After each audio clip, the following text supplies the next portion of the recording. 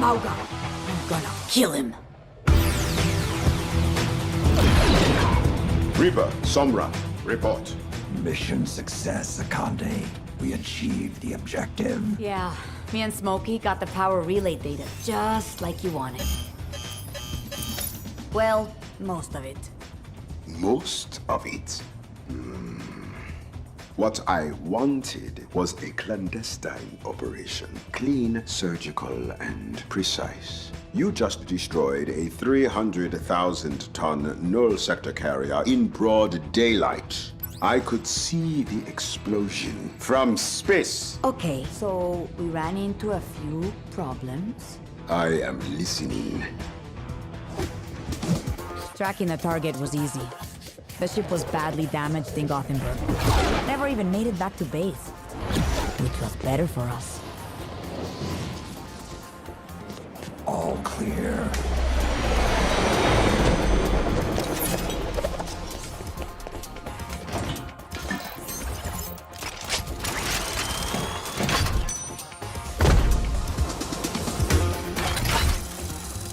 Mauga!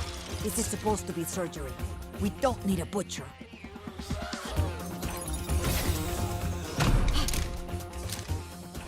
Don't worry, they're dead. Deactivated, and I wasn't worried.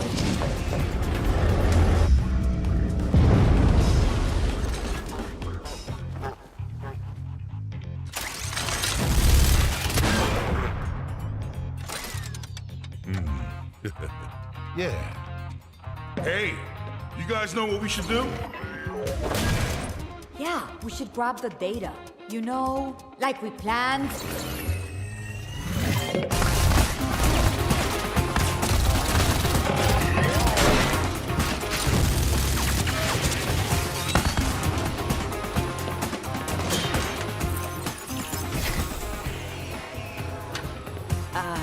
There you are, Preciosa. Time to tell me all your secrets. Okay, access, data, power relay system. Hey, are we, taking suggestions? Just hold the perimeter. Yeah, whatever. Mauga! What is he doing? Not sticking around. How long? Almost!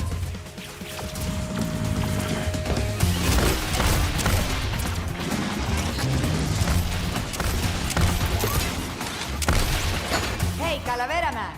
You dance pretty good.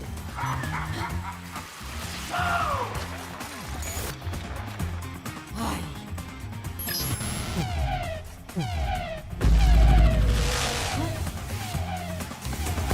Stop. Very illuminating. But are you saying he's no longer loyal to us? Ha! You can have his loyalty. Mauga is a loose cannon, and I don't trust him.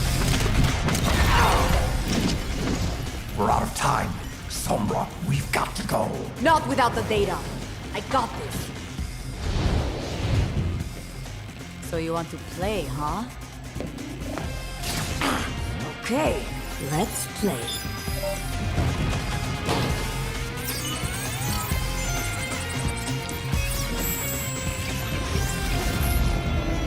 Ah, don't think it hasn't been fun. Huh?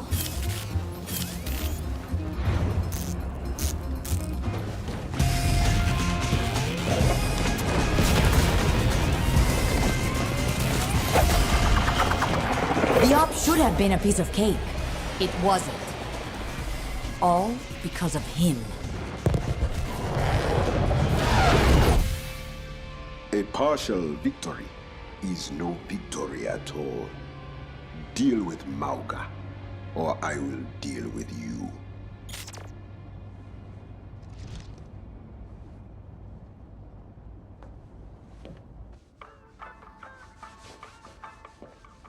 Hey, Psalms, what did the big man say? Oh, let me guess. Handle it. Yeah, he doesn't mess around, does he? We did our job. We came up short because of you. Aw, that ain't fair. You know I'm always looking out for you. I even brought you a souvenir. Ain't nothing more fun than a sinking ship. And if there's one thing I know, it's ships. Yeah, I tried to tell you earlier, but you look kind of busy. So I took a walk. If DF really wanted the plans to build his new power thingy, how secure would it be if we actually just got him theirs? They wouldn't be needing it anymore. Especially if nobody got that distress signal.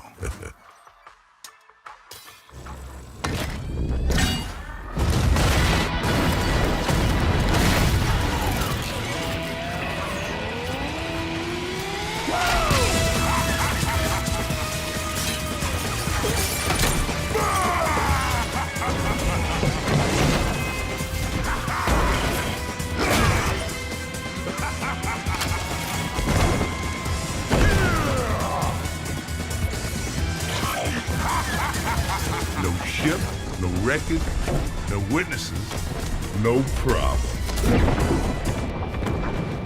He may not be happy now, but you give Doomfist that, and he'll be all smiles. Looks like you owe me one. But who's counting?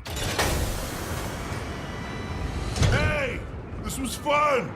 Want to do it again sometime? You know where to find me.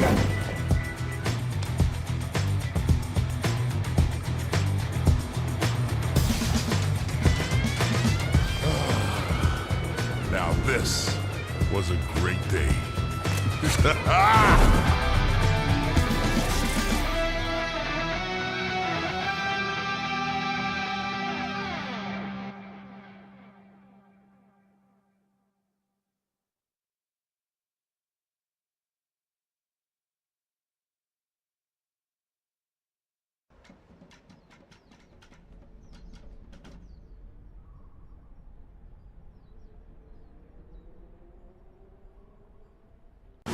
Well. There's a bunch of enemies over there.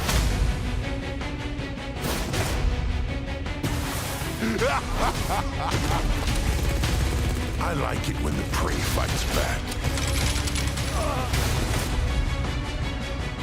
You do not want to hear me roar.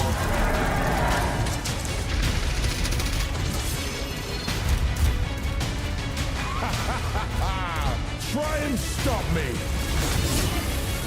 We are the Apex Predators!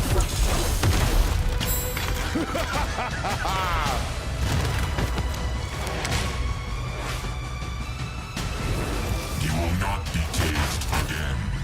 I am a sly and stealthy hunter.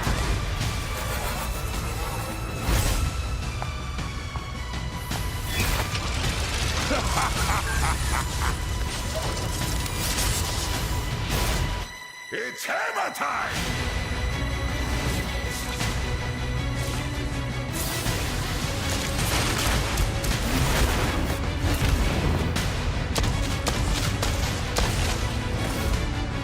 A steady blade never falters. Blast it!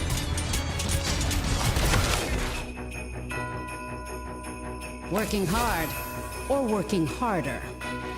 Let's go sledding. I've always wanted to try that.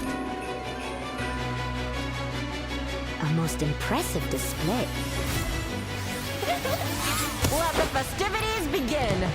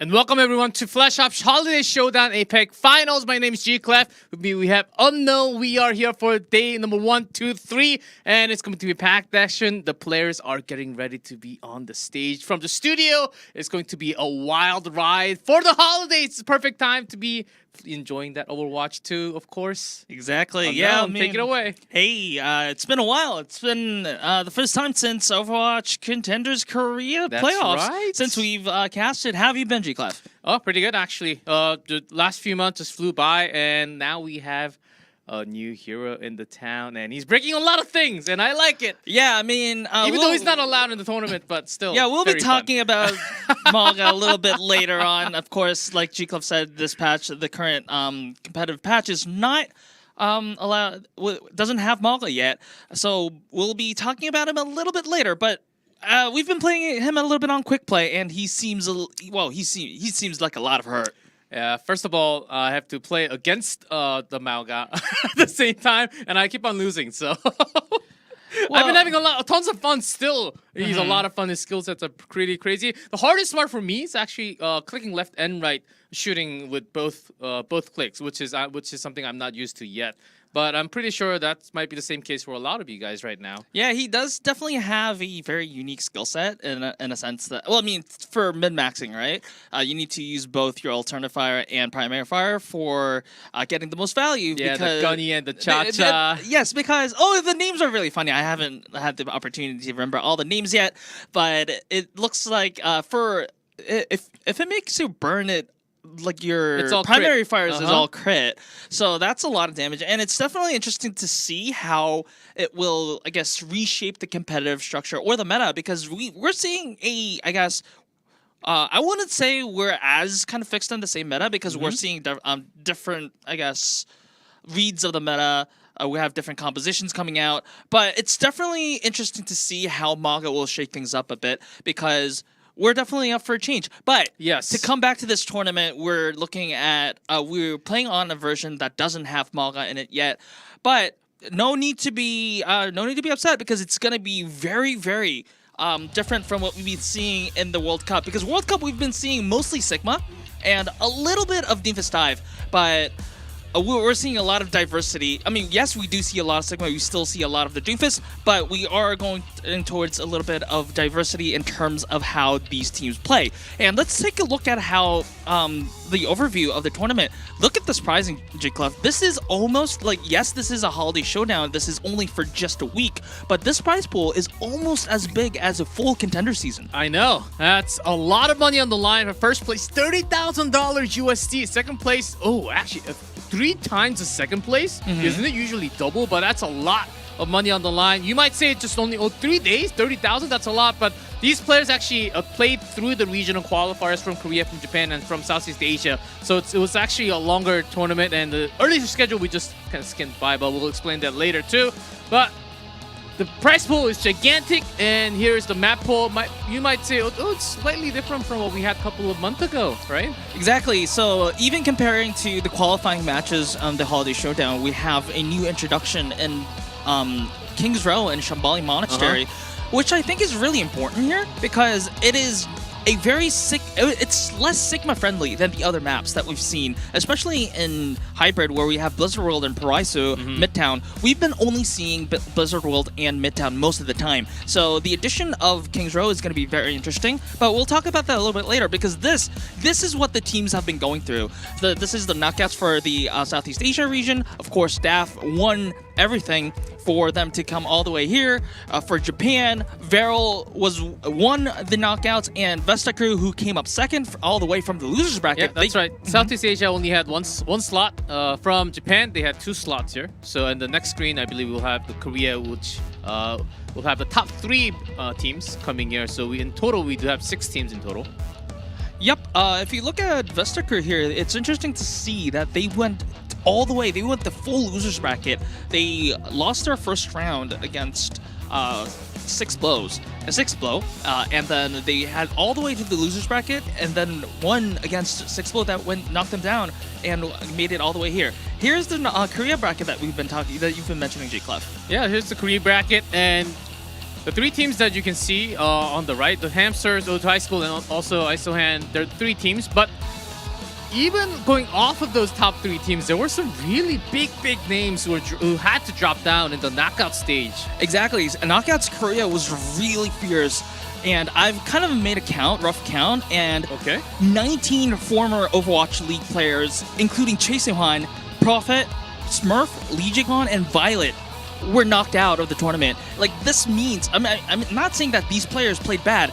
It means that it was that much fierce. Knockouts Korea was that much fierce, and the level of competition in this tournament is not something that you would just, I guess, yes, FlashOps Holiday Showdown, the title may assume that it's kind of like, hey, like at least a little bit easygoing leading on, but these teams are here for business. It sounds like more of a festival because it says Showdown, but you know, I've been in the industry for pretty long, and with this much of a prize money, it's no joke here, as I thought the Smurfs were actually going to make it through, but they were knocked out on the bottom from the losers first round. They were gone against Poker Face, and Poker Face couldn't even make it. They were the winners from the Korean Contenders. Yeah, and Isohan was the team that knocked out Poker Face from the lower bracket, and here are the groups for the Holiday Showdown right now.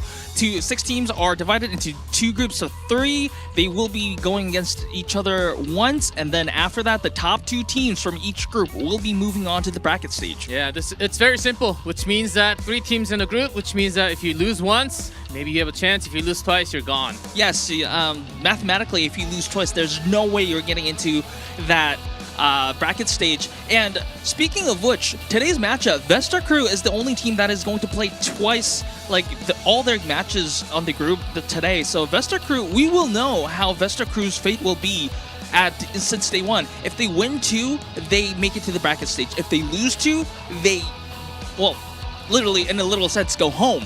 And if they lose 1, win 1, if they're 1-1, they have to pray to see how other teams fare.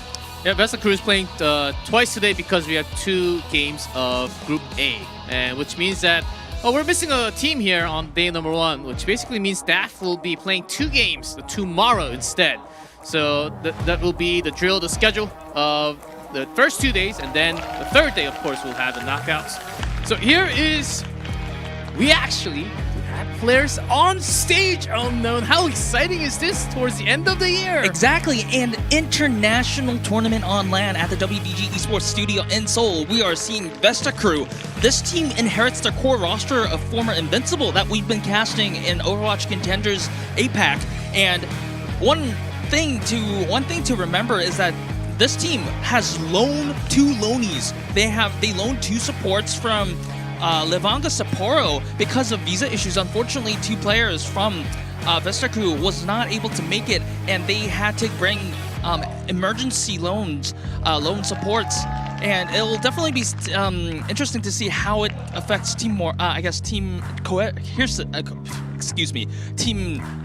chemistry. The chemistry will certainly be. Let's see when we go in game how they will be working together in terms of teamwork. But on the other side, here is the third seed from Korea, Isohan. Let's see, as you can tell, a lot more members, but of course only 5 can sit. So let's see who the starting roster will be. It's very exciting with this many members who barely who we can barely fit on the camera scene. Oh, rock paper scissors? I don't know what they're trying to do. Okay, I gotta say that was horrible. But let's talk about Isohan a little bit. Oh, if yes. you look at the name tags on this roster here, not a lot of teams get better than this. 3 members of this team has been crowned champions in the 2023 Overwatch League, and 2 of them are finally able to play. So Isohan, during the qualifying stages of this team, has been on open beta mode. Now it's the Ultimate Edition, because Merit and someone, arguably the best members of this team, has been on another competition in Saudi Esports League, and they're back. So Isohan is totally a different team compared to what they are in terms of power level compared to their qualifying stages. Yeah, until Isohan lost to O2 High School, they were on a roll. Of course, had some tough moments. Team A15, another really great team with stacked roster. Poker Face, of course, the winners of previous Contenders, Korea. So those 3-2, it seems like it was very close matches. But of course, against the higher seeded from Korea, they did not have such as good of a performance. But they really had to show up against Vesta Crew, who's the second seed from Japan. Yeah, Vesta Crew, like we've mentioned, yes, they did lose to Varel to place second on the Japanese qualifiers. However, this team shows that because this is a really interesting team, because they lost 0-3. They got shut down by 6blow on the first round of the knockouts. And after that, on the lower bracket finals, they went again against 6blow, the same team that knocked them down to the lower bracket finals. And they swept them 3-0. So if they can make this much of an improvement, let's go see the interview first. に所属しているフレックス DPS でチームリーダーをやっています。ベスタクルーのメインタンク、レオノプテリクスです。よろしくお願いします。こんにちは、チームベスタクルーのメイン DPS のデイジーです。今回チケットで来させていただいたレバンガ札幌から、ローンで来ているエピックと申します。同じくレバンガ札幌からレンタルされてますヨンと申します。よろしくお願いします。今はベスタクルーとして今年の11月から活動を始めたんですけど、ライブ構成の連携が得意なチームなので、そこの強みを生かせたらなと思ってます。僕たちの長所は各々の個人のフィジカルがかなり高かったり、メイン DPS のデイジーさんはランキング最高6位取ったり、個人のフィジカルがかなり高いチームなので、それが長所かなと思ってて。ベスタクルーさんと、僕たちのレバンガ札幌が、大会で戦ったんですけど、そこでこう実力をちょっと認めてもらえたという感じで、助っ人で今回呼んでいただいたっていう感じです。同じグループにいるハムスターっていうチームがあるんですけど、プロパー選手だったり、ハンビン選手だったり、憧れの選手がいるんですけど、本番は憧れを捨てて爪痕を残しに戦いに行きたいなと思います。どこのチームに勝ちたいとかはないんですけども、個人的にバレルとやれたらなと思っていて、友人のミョークとかがいるチームに戦って勝てたら嬉しいなとは思います。イソハンは元オーバーチリーガーの選手とかもいて、かなり強敵だと認識してます。個人的にカリオス選手に勝ちたいと思ってます。理由はめちゃめちゃランクで当たって結構楽しく一緒にゲームできてるかなと思うので。ベスタクルーが活動して間もないのはそうなんですけど、各々は長い間オーバーウォッチのチーム活動をしてきて、ようやくこのオフライン大会にも出てきて、知名度は今のところないんですけど、今まで数々の強敵をジャイアントキリングするような場面もあったので、そういう爆発力を見せていけたらなと思います。そしてこの大会でより僕たちの知名度を広められたらなと思っています。初めてのオフラインだし、ここにいるみんなも結構顔出しも初めてでとても緊張するんですけど、楽しむ気持ちはあります。やっぱり SNS とかで応援の声を聞くとやっぱり嬉しいし、自分の力になるんで、ぜひ応援よろしくお願いします。世界の強豪相手たちに爪痕を残せるように頑張ります。初めてのオフライン大会で緊張もしてますし、自分たちよりも格上の相手なんですけど、精一杯 100% の力を出し切っていきたいと思います。今回の相手はオーバーウォッチリーガーたちですが、自分たちの全力をぶつけて頑張っていきたいと思います。ベスタクルーたくさん応援お願いします。All right, this is Vesiker. We have Daisy and Undersea on the DPS, Leon Optrix on the tank, Yun and Epic, these two lonies from Levanga Sapporo on the support. How do you rate this roster, G-Class? Oh man, it's going to be really tough, and especially because they mentioned that this is some of them it's going to be their first offline event off of their own country.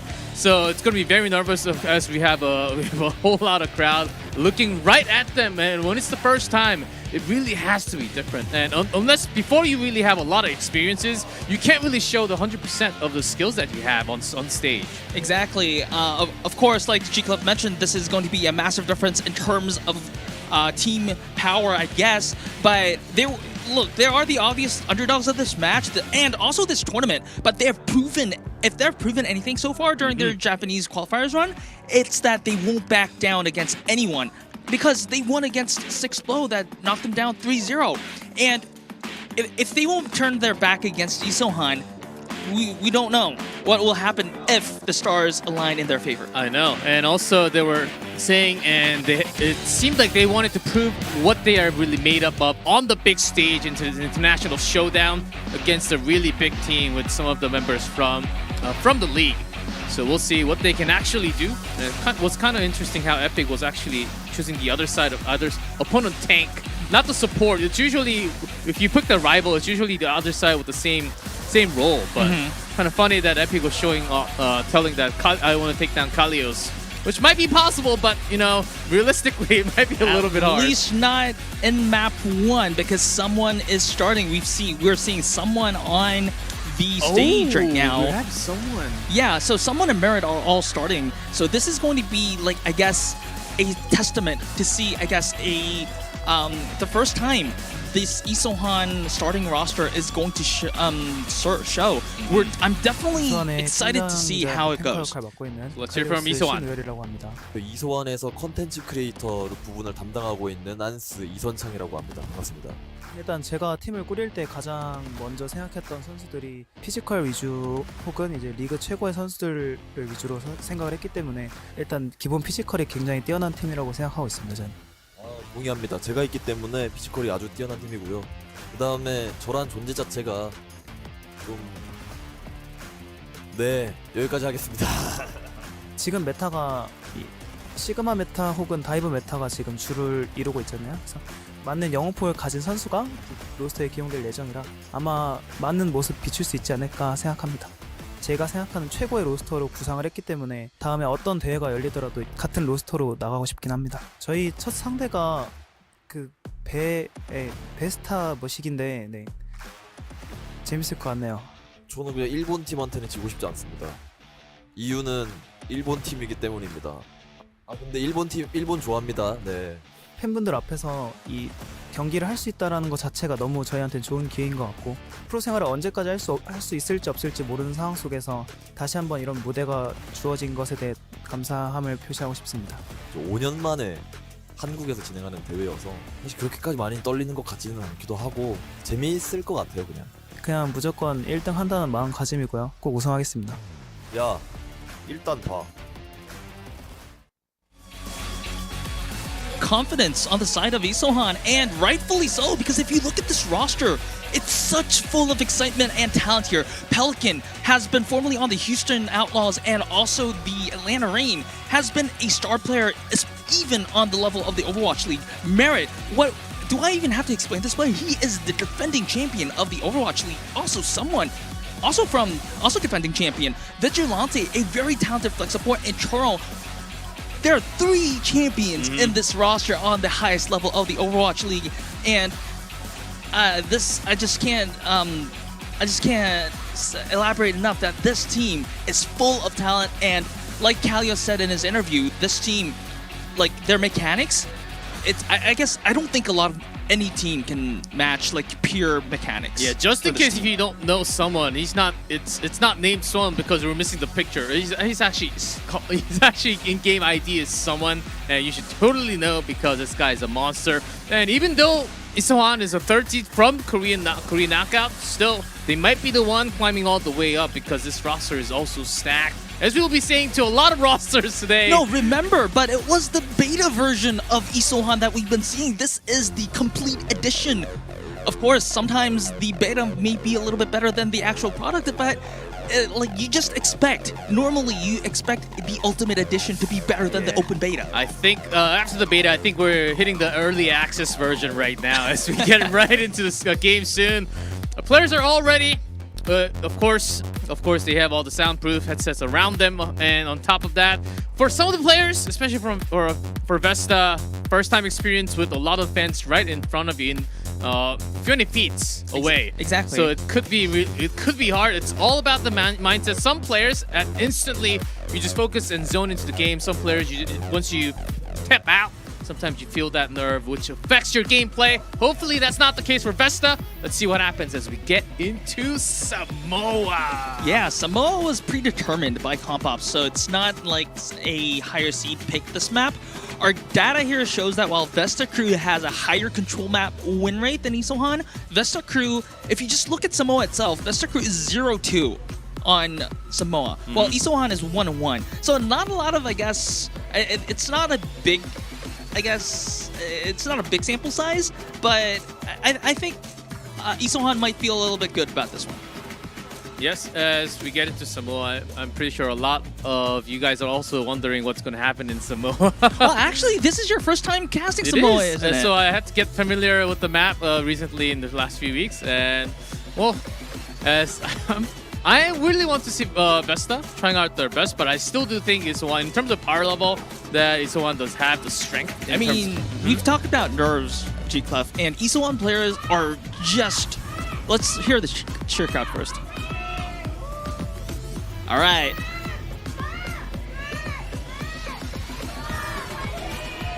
All right, there is the crowd also. And like you said, G-Clef, about experience and crowd, I guess, nerves, Isohan is a team that has been playing in front of the biggest of stages. So I guess they have a huge advantage there, but we'll see how it goes. Isohan going... Let's see how the comp goes first. And, okay. Isohan does have the Sigma. We'll see a lot of Sigma, by the way. And to counter that, that's the crew putting on his own. So if you look at the compositions here, Isohan has the upper hand a little bit because the Sigma composition, especially the Sigma Rush, has a little bit of an edge over the Arisa composition. I wouldn't necessarily call it a poke anchor, but still, if you just look at how the composition goes, like versus the composition, Isohan has the upper hand. As you can see, that they have already taken first point, won the first fight, and it was basically a easy win for Isohan, and especially in Samoa, it means a lot because this map compared to other control maps is relatively small. So the distance between the point and the spawn is very short. So there's a lot of snowball potential, and it looks like unless you can unless the opponent makes a bad mistake, or you have to wait until the ult cycle is in your favor, which will be somewhere at the 60% range. So this is... Okay, window up early on. Blizzard coming soon with the photo barrier coming up from Isohan. Both DPS ready with that ult. From the side, there it is, Blizzard! And even before that, Yun goes down once again early on.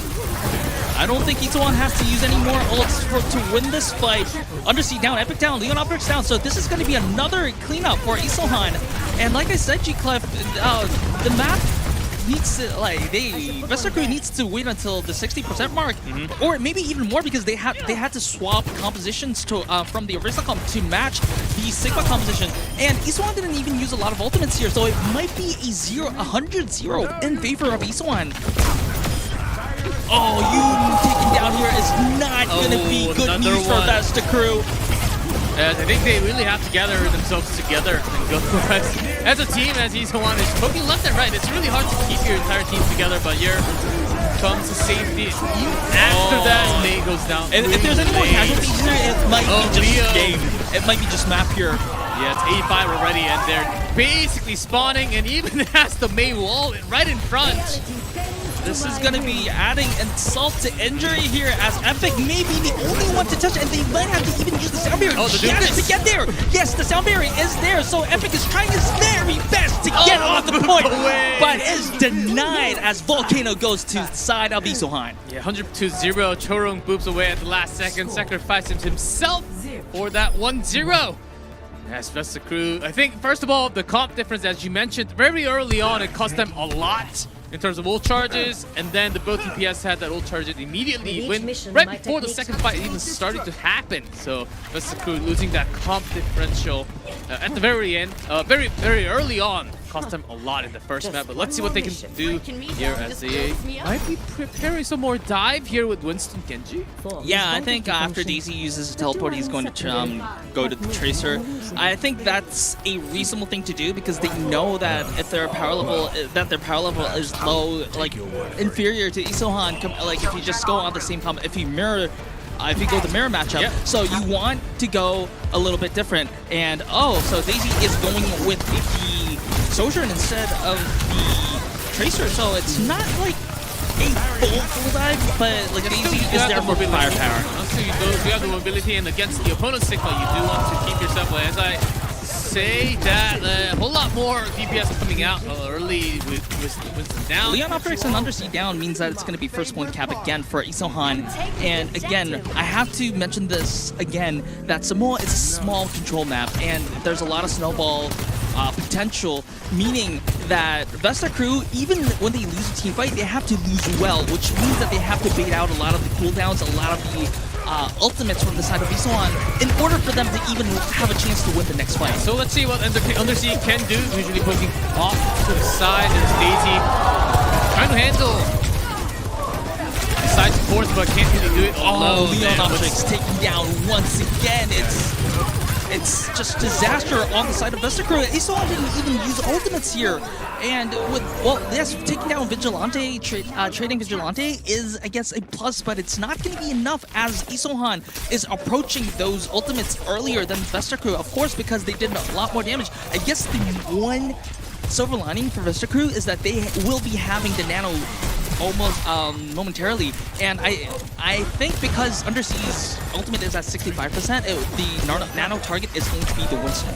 Yep, might have to be for now because Winston has been dropping after the jump. So on, they're also locked in with 3 ults to counter. Let's see how many there it is, as you mentioned. Winston nano, but even with the nano, instantly melted down on the ground.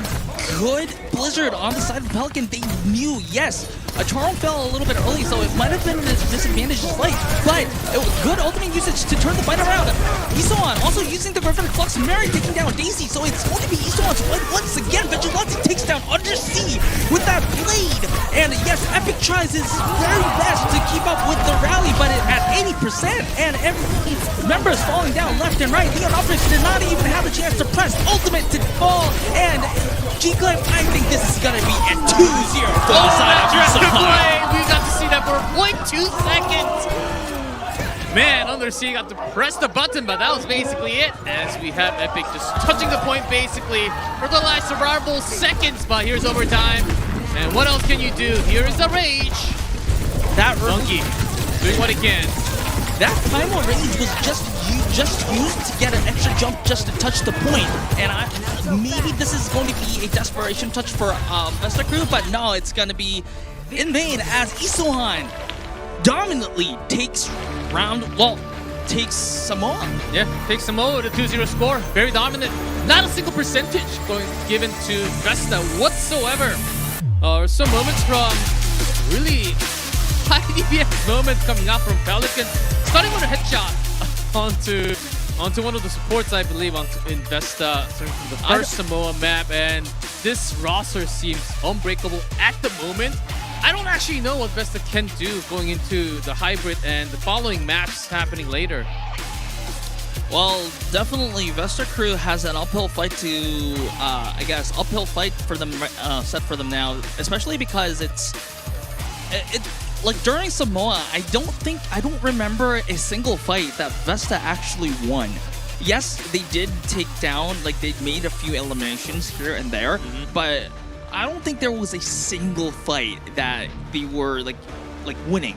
So it's gonna be, I don't know. Vesta Crew, they also tried a few different compositions, right? They started with the Orisa composition. They matched the Sigma rush because it's basically it was with the Lucio and also the Symmetra, and they tried the Winston dive, so they haven't tried the Doomfist dive yet. Yes. I don't know. Which might be harder in case of how long you can actually sustain once you commit the dive, because Isuan from that Winston, and even with the raid, it did really seem like, I mean the Nano, it did really seem like Isuan was certainly ready for any type of dive coming into the future. Yeah, Pelican on this May was really a menace. That's right. For the side of Isohan, and not only that, like I was a little, like, if you would point out what kind of warriors there might be on the side of Isohan is that, yes, because Merit and Someone has not had a lot of time with this roster.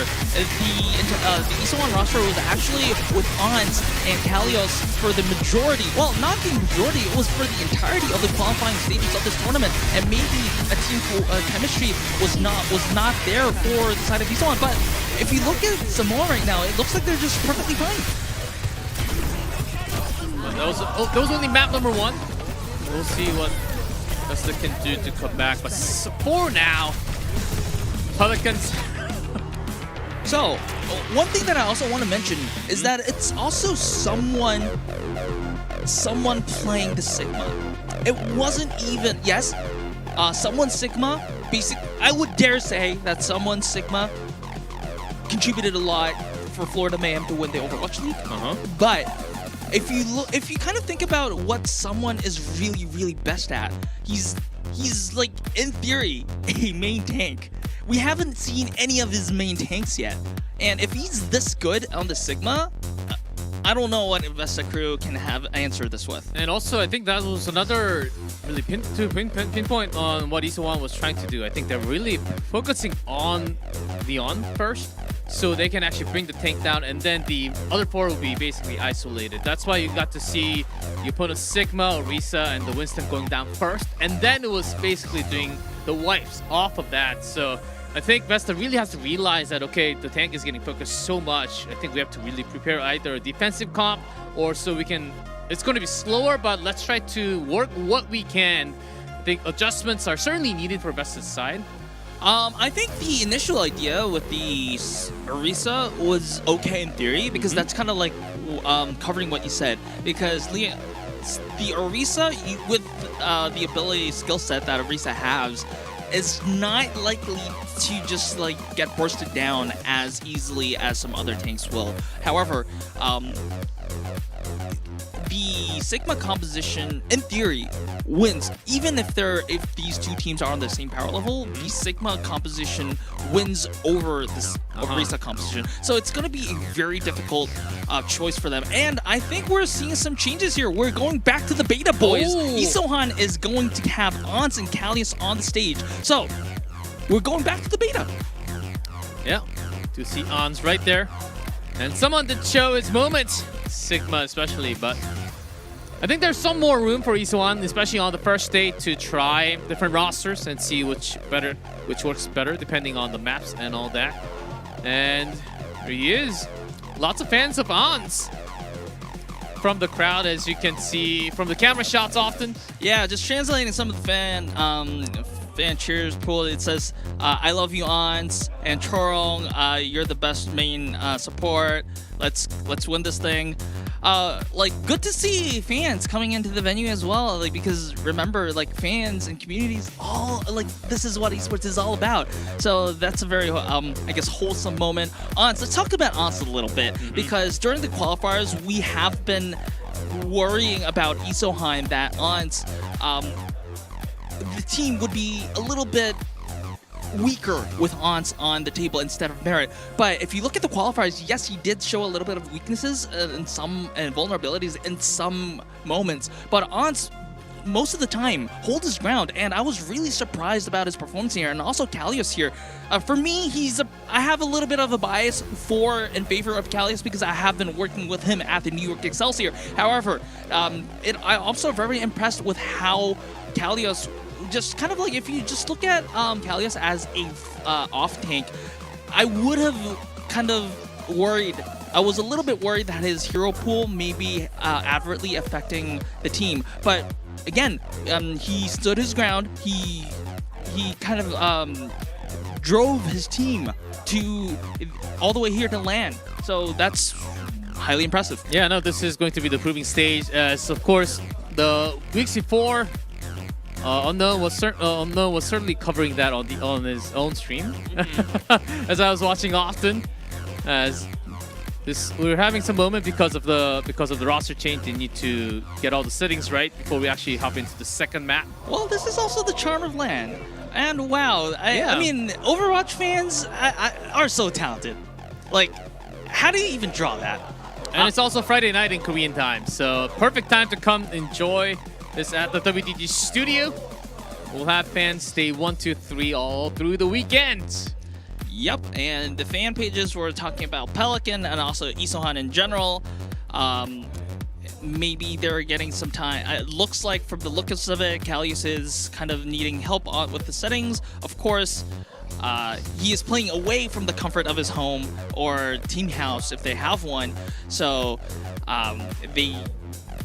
just getting a little bit of a hand, getting all settings all readied up, because we want the players to be at their best, and that means having their settings just right.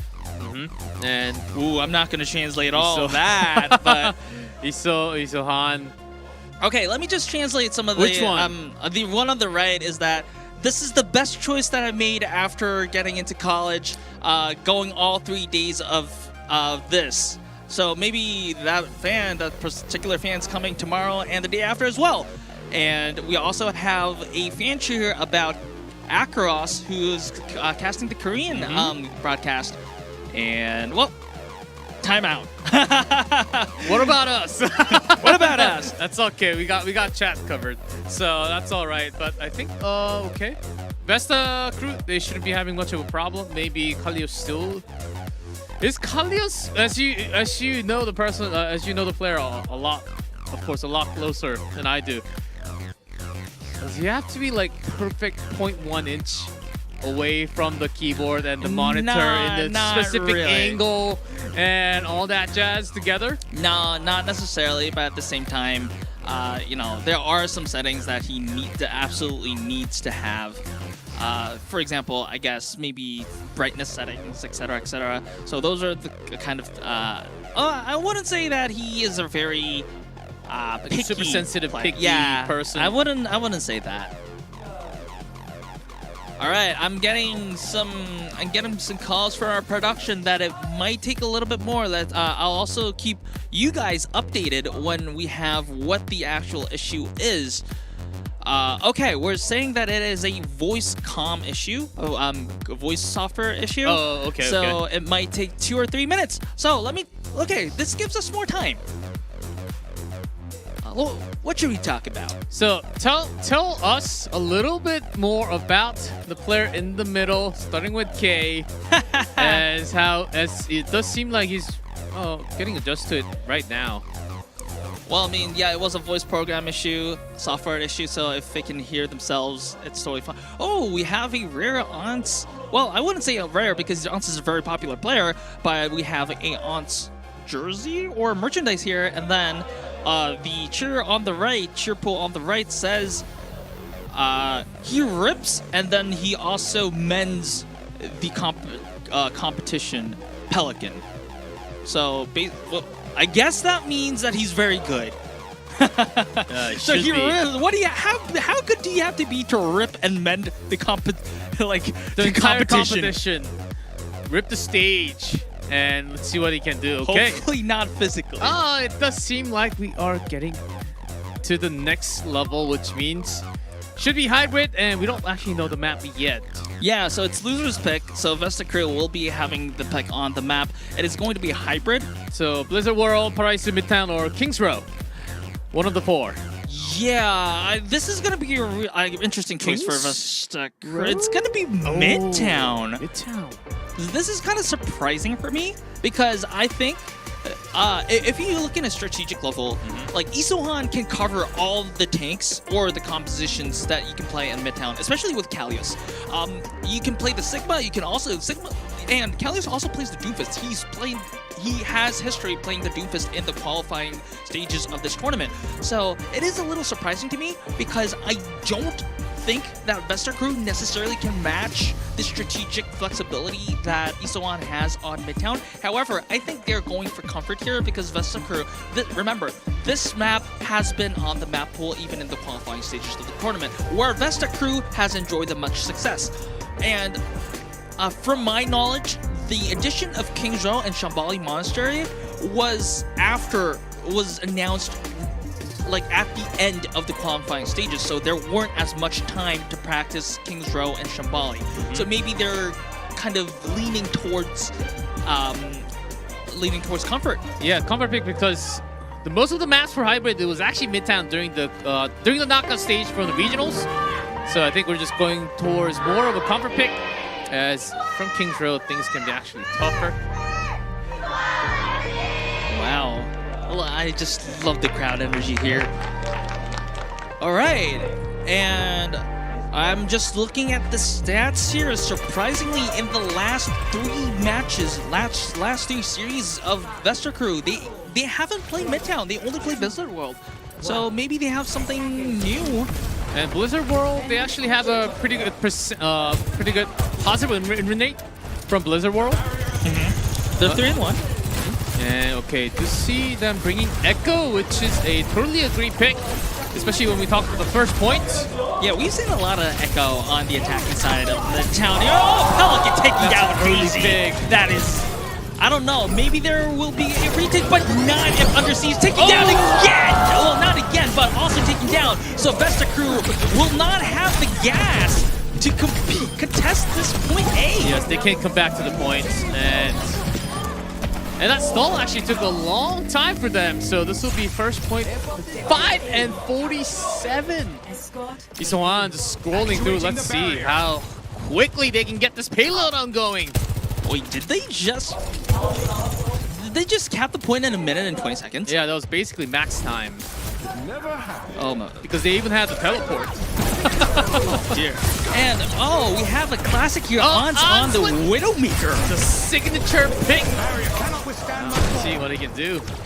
I mean, even if he doesn't make any headshot kills, flashy kills, just giving pressure, his existence itself, like getting, I guess, forcing Daisy or any other squishies into safer positions is going to be favorable for the side of Isoan because they capped the points so quickly, and it's going to be easier for Callius and the other members of Isolation to get space, and the Blizzard is perfect, and Undersea will be spared just a little bit longer from the Immortality field, but will be taken down. Pelican also takes down Daisy, and it's going to be a roll for Isoan. Where's that Widow, by the way? What's she doing on the side? Like I said, G-Clef, he even doesn't have to make kills. He can just make, he's just opening space for making it easier. Widow's just chilling on the payload.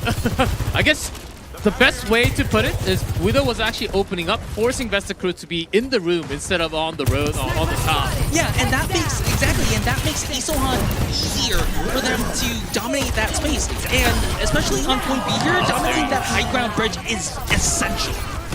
And through Sigma doing some more work. Oh dear, this is going to be a disaster. Disaster everywhere. As we see, Vesta Crew still has to regroup. Well, I mean, Daisy also just got eliminated, so it's going to be a while. Okay. Still 5+ minutes for the payload. Oh, we might be seeing a historic record here. Like 0.07? But the other way. Oh, yes, like the other way. There was the maximum amount of time. Let's see Isoan, but with some more ult flux from Lino. Oh, that was a good cancel from the side of Charles. Isoan. Oh god. Not making any eliminations yet, but very low health bars on the side of Vesta Crew. Leon Umbrix falls down. Yoon, maybe. Charles is traded out, but it looks like the payload is still going, and there's not a lot of ways Vesta Crew can match this. Okay, Undersea, there's headshot. No other following up damage to take down Pelican.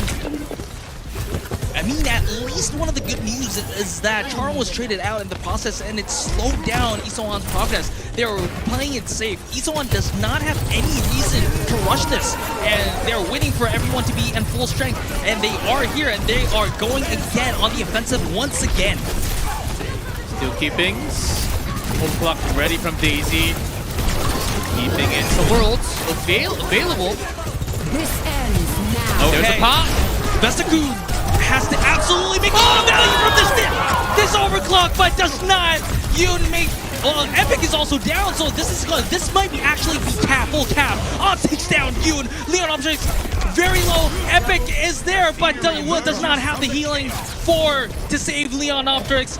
The Isohan truck is still going, and oh dear, Epic this tries. is Daisy tried to break violent. through, but 1.6 meters away, and there's Underseed. Tracer recalls, stalling some time, but after she goes down. Okay, Winston makes it 0.4 meters away, and that's gonna be 3 points for Isohan. 3:16 left on the time clock. Wow, this is I have to check if this is one of the fastest Midtown caps in the history of competitive Overwatch. I don't know. That was pretty quick indeed. It was pretty quick, and again, I can't. Wow, I'm just impressed at how Isohan is playing, how their interview went, because they told in the interview they mentioned that they're mechanically superior, and it wasn't shown in the replay, but Charo canceled Leon Optrix's Gravitic Flux. As soon as that Flux was cast, Charo casted the Rally, and with the Rally, the Shield Bash has a stun, and any form of CC cancels the Flux. Yes. Mid-air, and I believe. Kalios had his own Flux immediately after, turning everything around. So, bad things going worse. This is going to be a headache for Vesta Crew, because they know they have a win condition, but it's going to be very difficult. So for Vesta Crew to win, they not only do they have to cap all three, like full cap the map, but they have to compete with the 3:16 time bank. Yeah, first of all, they have to get through the first point, and it seems like Vesta is trying to go dive into the side or back. Okay, Charon is experimenting a little here. Yes, Light Fever has been buffed a lot, significantly actually, but we haven't seen Light Fever very competitively yet. Yes, like maybe some, I guess, Clown Fiesta rounds, like we've seen a little bit in the World Cup, but not like really serious competitive. Oh yes, Light Fever, I've been seeing it a little bit. Basically the only one that I can pull out from Malga's cage, but we don't have Malga here, so we'll see how this goes. Oh, Yoon goes down early on, even though it was able to get up to 50%. Yoon falling down means that Vesta Crew has to reset, because the healing from Epic, the Brig, is not going to be enough to sustain the entirety of the dive. And Epic going down here, it's going to be delayed even more. Again, I want to point out that Ons is on the. Ooh, okay, that was bait a little bit there, having fun. But Ons' Bastion here. Yes, Ons is famous for his snipers. I mean, hence his name, Onson Sniper. But I think it was against Pokerface when Ons just carried on the Bastion, especially on Circuit Royale map 5. I want to rename him to Onson. Yeah, Gatewing Gun. Gatewing Gun. Yeah, so it's gonna be Ong. Yeah, so the moves, Ong, Ong. Man, this Widow's pretty cool, but still, in terms of what you can do here, do you need to? Okay, actually, went to use artillery early on just to get that off. That's a zoning ult. I mean, that's either a zoning ult or a troll ult, but I would just like to call it a zoning ult. Yeah, might as well use it when I have the time, as I can build that up pretty easily again. The Doomfist, Nano ready at least. I think this is going to be a Nano overclock. They're going to wait until... Oh, never mind. Oh, they're going to go with the Genji. They're expecting the Genji to have the Dragon Blade after, but no! Yes, he does, but after he falls down, Yoon falls, Epic falls as well, so it's going to be a total reset for Vesta Crew now. They used the Nano. They don't have... So, oh, that's a nice shot. At least he got to keep the blade, but still, from Isoan, they only had to use the minions alone.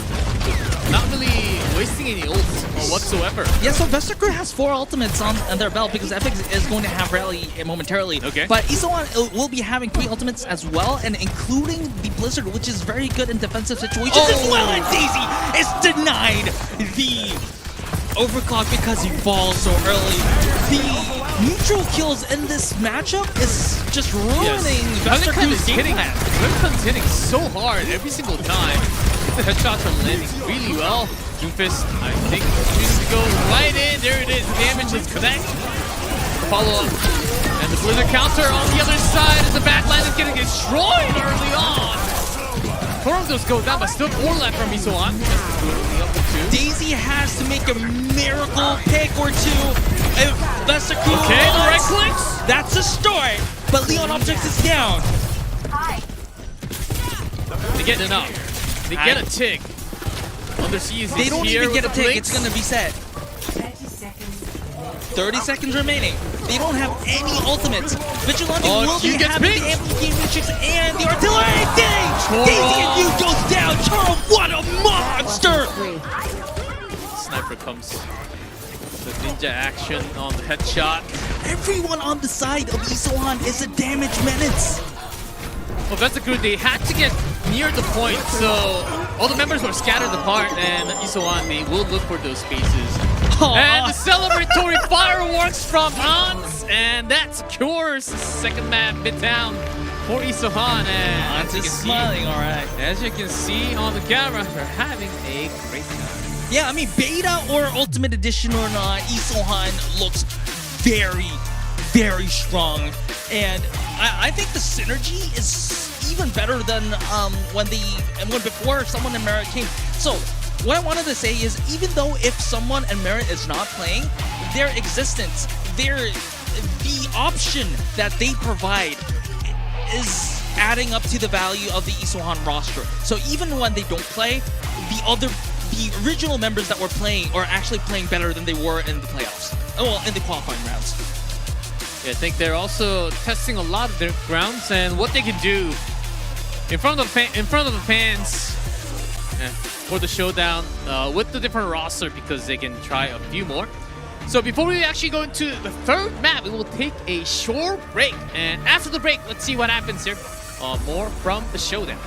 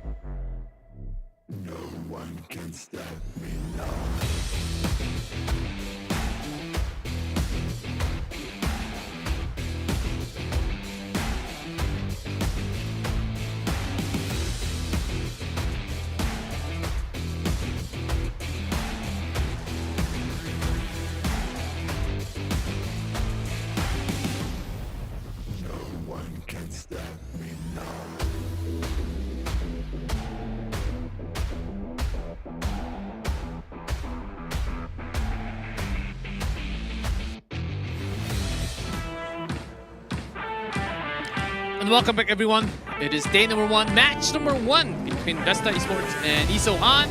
And so far, things has been really good for Isohan. Not so much on the other side for Vesta, who's on the camera. And let's see what they can do, as it is first to 3, and we are hopping onto that map to reveal soon.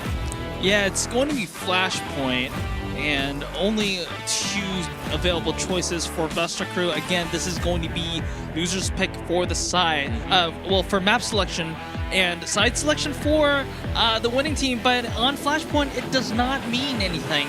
So yeah, there are only 2. So well, I mean, yes, but also like attacking first and defending first isn't like available in Flashpoint. So there's not like the side selection for. Yes, they do pick whether they can go red or blue, but like to be honest, there's not a lot of advantage in that.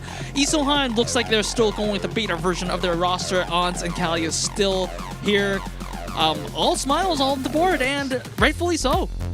Yeah, it seems like Vesta is also enjoying the game so far, even though sometimes the atmosphere can actually be quite cold after dropping down 0-2 like this. But I think from the camera that I can see at the moment, they're actually enjoying the matches, which is very important. I'll be very honest. I don't think Vesta Crew was waking up today in bed and expecting that they will be ahead 2-0 against Isohan. So maybe this is somewhat of an expected outcome even for Vesta Crew. However, I think it's going to be the experience, and it's going to be the experience that's going to be really important for this team, because this team is not just a team that's going to play this year, this tournament, and go into history. They are a team that will be going back to the Japanese league. They will be improving, and this is going to be a very big experience point for them. And well, this sometimes yes, losing is bad, feels bad. I'm not saying that they're going to lose 3-0 here in the New Junk City, but even if they do, it's going to be an invaluable experience that they will have going against the best of the best Overwatch League tier players. Oh yes, and certainly also because this is not the only match that they have to go through today. They do have another match towards the end of the day in match number 3. So let's see what they are able to pick up from this matchup so far. Another pick from Vesta because they do have the map choice. As we go into our Flashpoint, let's see what they can actually bring. So grabbing as many points as possible on this map, I think that's a realistic goal for Vesta Crew. Yeah, also, now let's hear the crowd cheer first.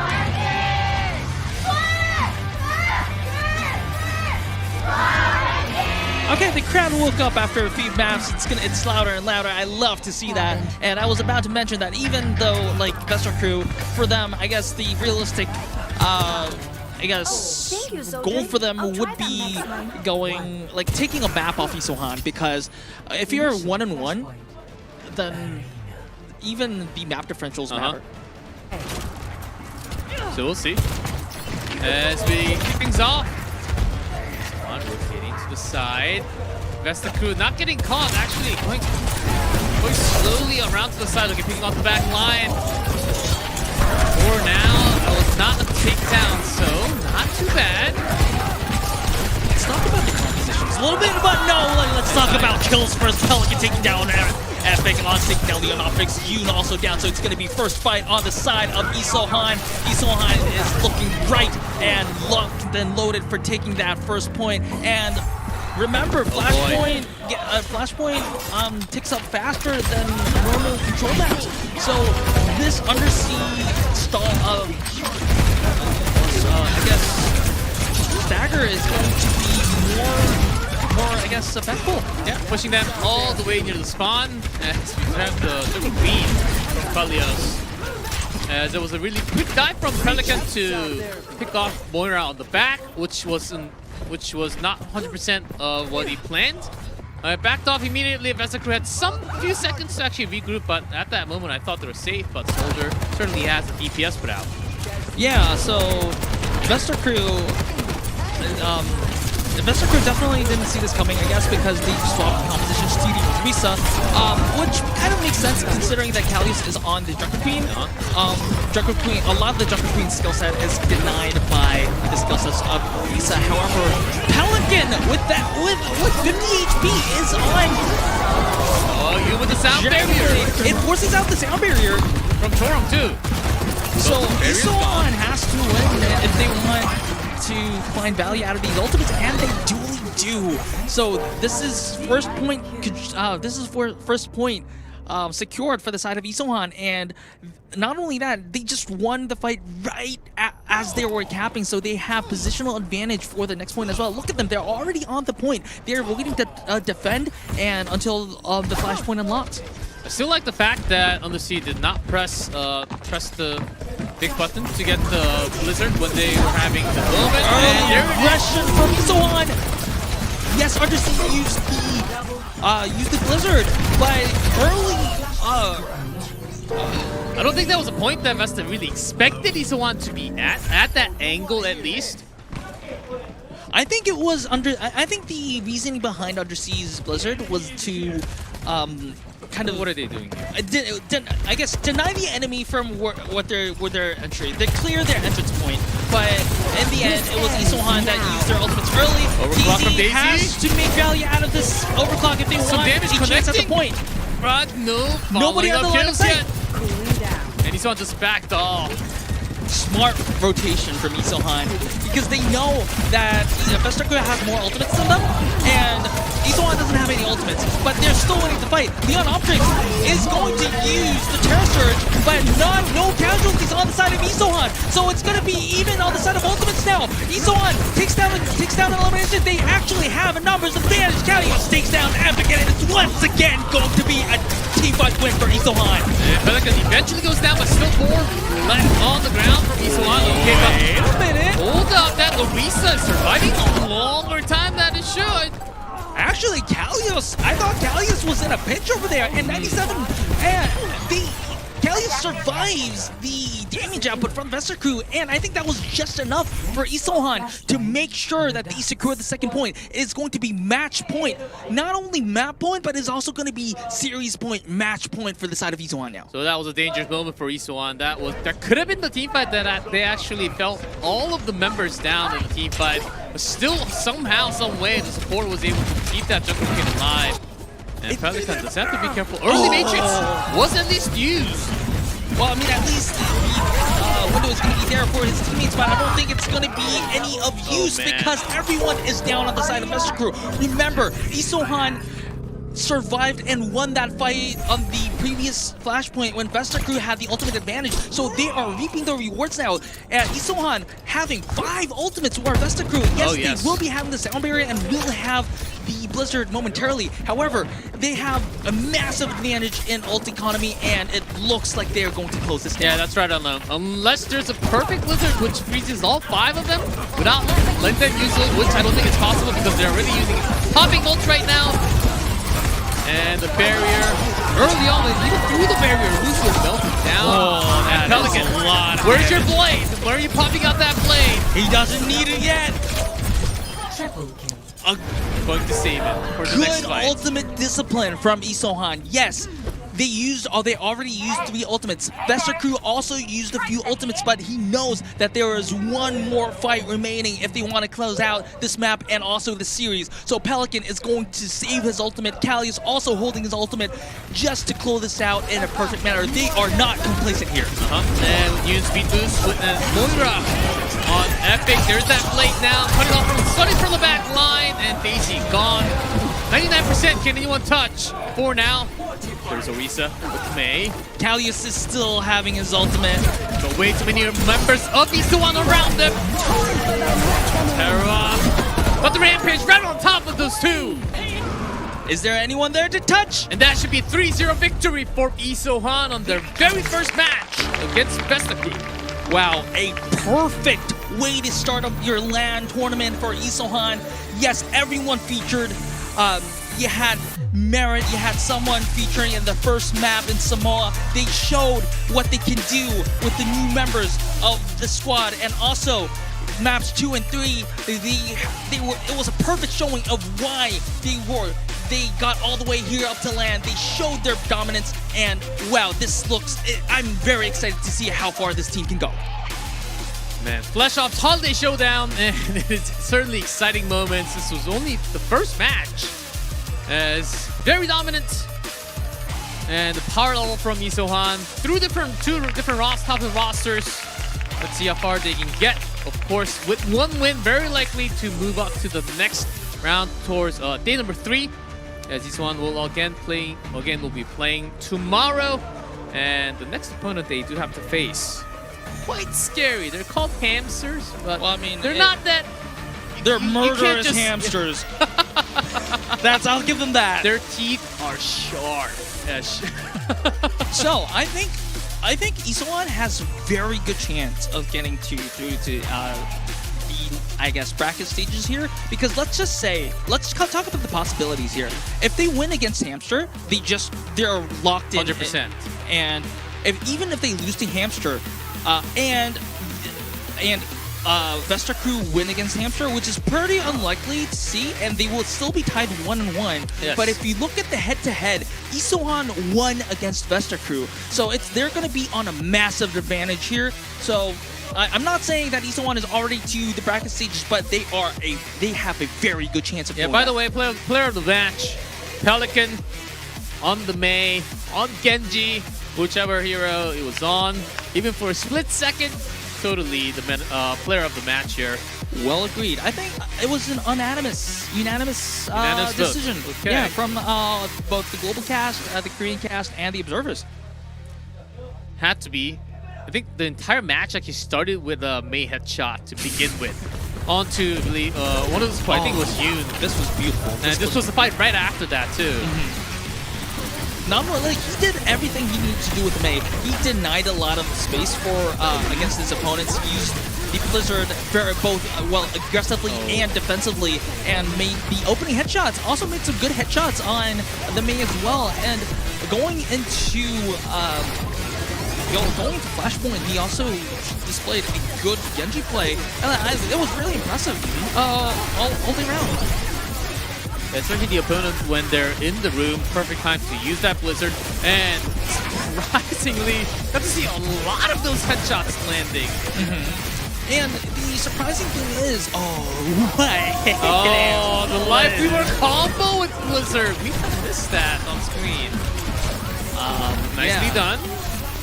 And I think what was more impressive here is that we haven't even seen Pelican's Echo. Like, Pelican's Echo, I dare say, kind of carried Isohan into land. And we didn't even see that yet. So, I'm definitely, Pelican, while this was a very impressive performance all around, we haven't seen the last of them. And looks like an interview is ready. Let's get to 2023 오버워치 2 플래시옵스 아시아 왕중왕전 1일차 경기로 인사드립니다. 안녕하세요. 김호경입니다. 반갑습니다. 네, 안녕하세요. 오늘은 인터뷰어로 인사드립니다. 안승용입니다. 반갑습니다. 네, 오늘의 첫 경기였죠. 베스타 크루와 이소환의 경기에서 이소환이 승리를 거뒀는데요. 오늘의 승리팀 이소환, POTM 선수, 펠리칸 선수와 함께 얘기를 나눠보도록 하겠습니다. 승리 축하드립니다. 감사합니다. 와, 3대0으로 깔끔하게 또 승리를 하셨습니다. 먼저 승리 소감부터 들어볼 텐데요. Congratulations on the win. First, I'm gonna ask you how you feel. 승리 소감 부탁드립니다. 일단 오프라인 경기 진짜 오랜만에 했는데 너무 쉽게 이긴 것 같아가지고 좋습니다. Okay, so he said offline match was very sudden. Like he didn't do offline match for a while, but he's really super happy that he won today's match. 네, 그리고 다음으로는 또 경기 준비에 대해서 여쭤볼 텐데요. How did your team prepare for today's match? 오늘 경기를 위해서 좀 팀원들끼리 어떤 준비를 하셨을까요? 솔직히 오늘은 많은 걱정 안 하고 그냥 즐기면 이기겠다. 그런 마인드로 왔습니다. Okay. So he said he didn't think too much about today's match. He thought with his teammates that let's just enjoy today's match and we'll bring the win today. 네, 그리고 메리트 선수랑 서먼 선수가 이번 왕중왕전에서 처음으로 이제 합류해서 같이 경기를 진행하셨는데 그 부분 어떠신지 여쭤보겠습니다. 잠시만. 예. So as we watch, Merit and Summon played with whole teammate on first time in this tournament. How was your teamwork? 일단 서먼 선수가 모든 탱커가 되기 때문에 게임 수준이 더 올라갔다고 말할 수 있습니다. He said that Summon played every character who can do the tank position, so their teamwork is more better than before. 그리고 또 이제 사실 여기 WD e스포츠 스튜디오에선 처음으로 경기를 진행해 보셨잖아요. 소감이 어떠신가요? So you played this WDG esports studio at first time. So how was your feel? 항상 이제 경기를 보러만 왔는데 제가 막상 여기서 뛰니까는 좀 많이 지금 또 떨고 있고 네. 많이 떨립니다. 네. Yeah, he said that well, as much time he watched just the match in the stream, and so he's very nervous. 경기하실 때도 좀 많이 떨리셨나요? 아니요, 지금이 제일. Oh, so he said he wasn't nervous for the actual game, but he's nervous right now. 인터뷰가 되게 오랜만이신 건가요? 네, 맞아요. 아, 그래서 좀 이렇게 떨리시는군요. 네. 게임보다 지금이 더 떨리신다. 네. 알겠습니다. So he said he's more nervous right now than when he was playing the game. Next match is against Hamster tomorrow. Could you please say a word to them? 자, 다음 경기는 바로 내일입니다. 햄스터가 기다리고 있는데요. 카메라 보고 선전 보고 한마디 부탁드립니다. 긴장 좀 해야 될 것 같습니다.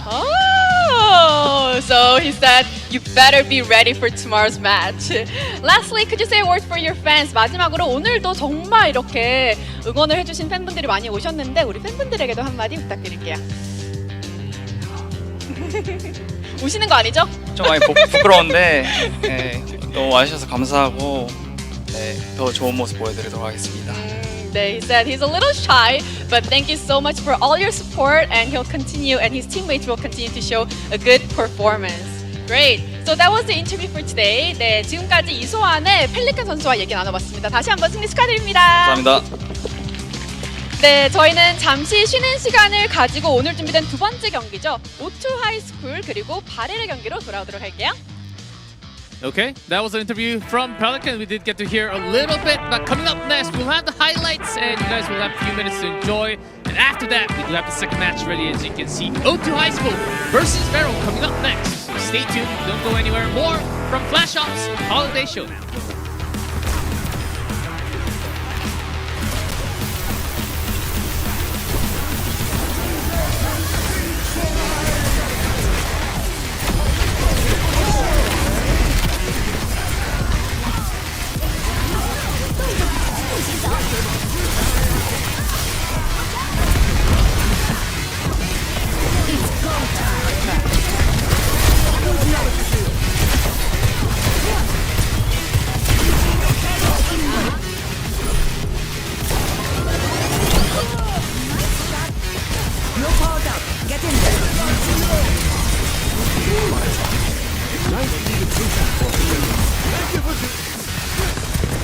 Actuating the barrier. To reach the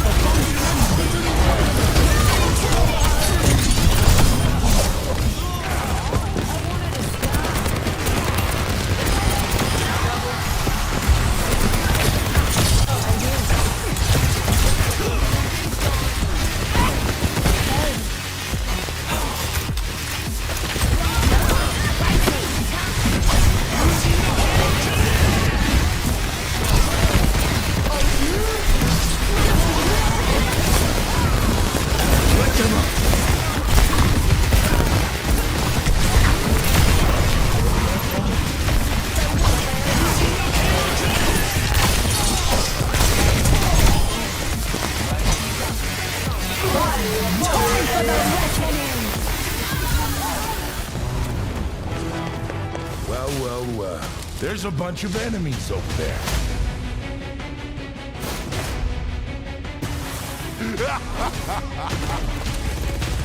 I like it when the prey fights back.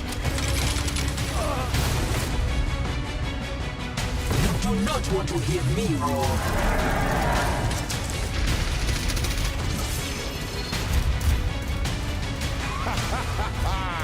Try and stop me!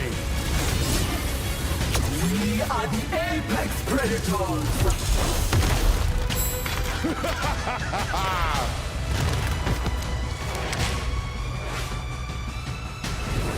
You will not be tased again. I am a sly and stealthy hunter.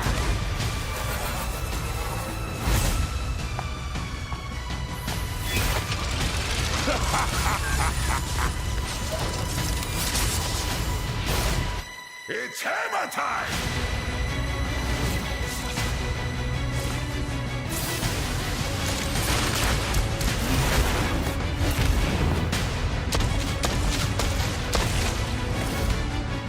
A steady blade never falters. Blast it!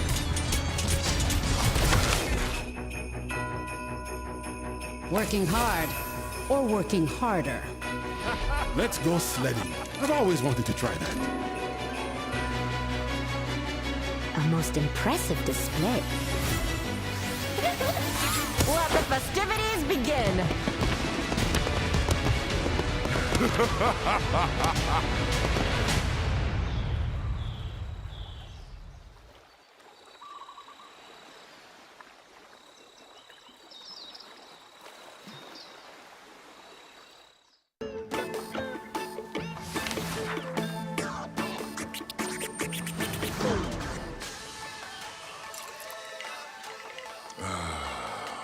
What a day.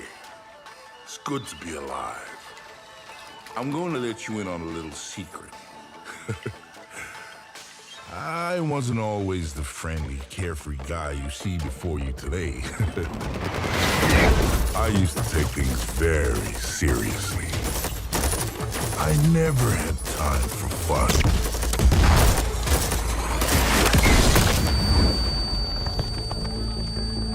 One day I realized something had to change. I needed to work on me.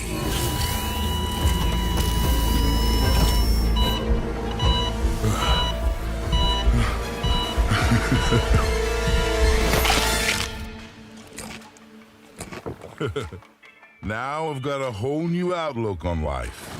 I realized that it's okay to put myself first. Found out that I have a knack for bringing people together. Whoa! And I learned how to let loose with friends.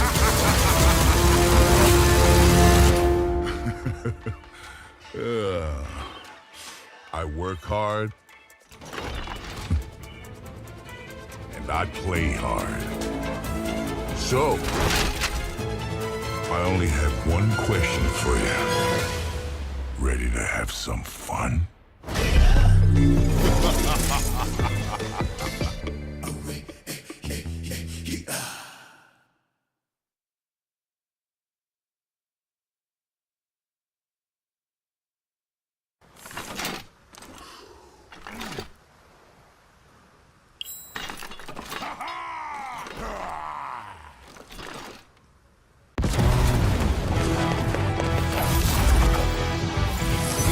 Where's Mauga? I'm gonna kill him.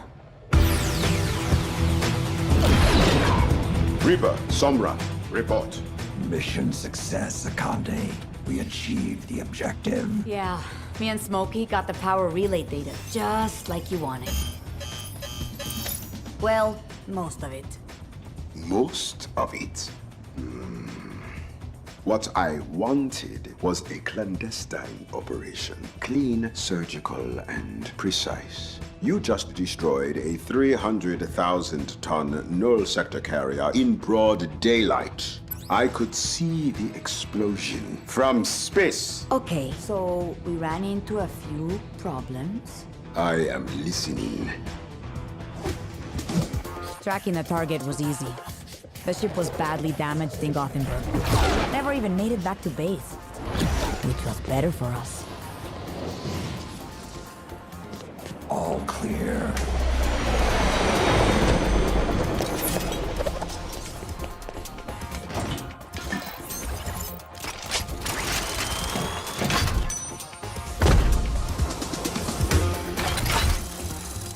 Mauga! Is this supposed to be surgery. We don't need a butcher.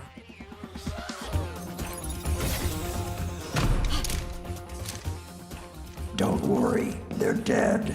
Deactivated, and I wasn't worried.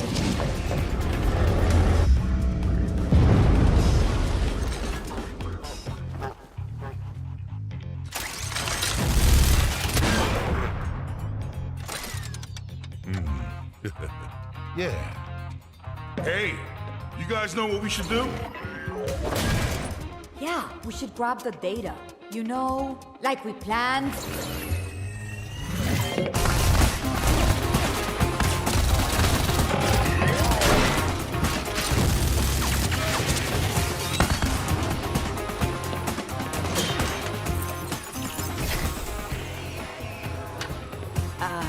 There you are, Preciosa. Time to tell me all your secrets. Okay, access, data, power relay system.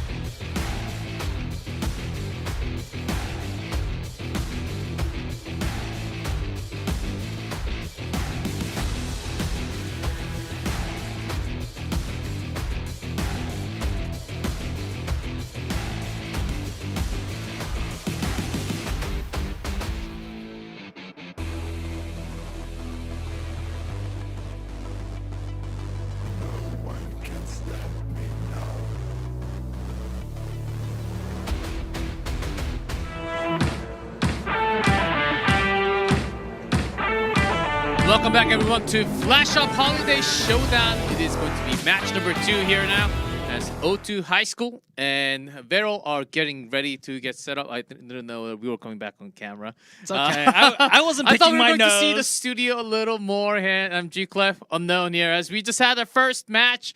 And it was a blast. Oh, man. They Well, are it was a indeed very blast. strong. Yes, it was Isohan.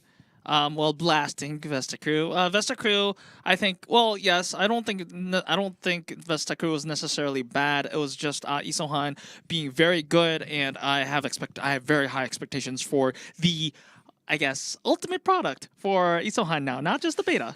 Oh man, we got to see some taste on the early access, of course. Starting from early access, usually you do have to pay for the product. Well, they And did then when pay they a lot actually- for the product because, And- remember, they almost didn't even make it to LAN here. Well, now they did, and they already have a win. Their biggest challenge will be tomorrow versus Hamster.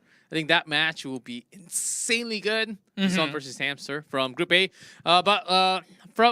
Let's step on to the other side. It's going to be Group B now, because O2 High School, as you guys might have remembered some O2 names from the other teams, O2 Blast and the other teams. But Vero here, basically, if you have tuned into a lot of Contenders previously, you just cannot know of this roster. These players are also, if you tuned into World Cup, Team Japan, exactly right here. Yeah, it's exactly what you said, G-Clef, for both teams, OT High School, hence the name.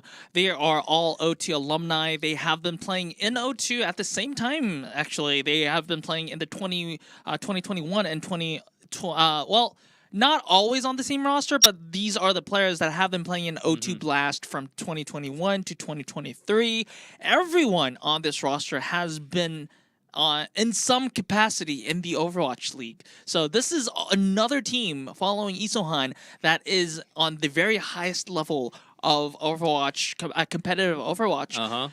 And also, one thing to note is that they have 4 DPS players. So there's a lot of flexibility in terms of strategy and compositions here. Of course, we have only seen Proby and Hisang at the current moment. We haven't seen Prophet and, well, I'm just saying that usually it's Prophet, but it's like to differentiate Prophet from Profit. Yeah, Profit. Yes. So I'm just kind of like having that intonation there, and also we haven't seen Viper yet, but I think in certain circumstances and certain maps we can see them.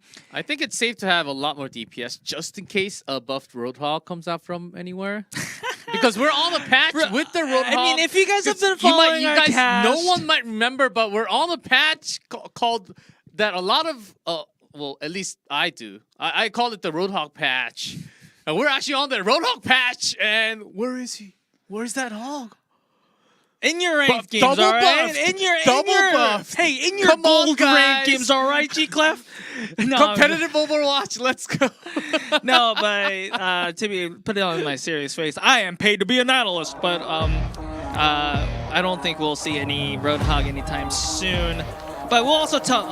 We'll talk about Viral a little bit later. This is OT Blast. We've been talking about them as OT alumni. We have very talented players in every role, and well, yes, some of them might not have enjoyed the most success in the Overwatch League as of recent seasons, but there is no doubt that there is already pre-existing synergy in this roster because this is a team that has been playing together in previous, I guess, Contenders seasons before these players were, I guess, exported to the Overwatch League.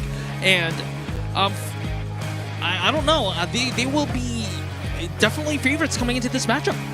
Yep, and their opponent here will be the first seed from Japan, and it is going to be Viral.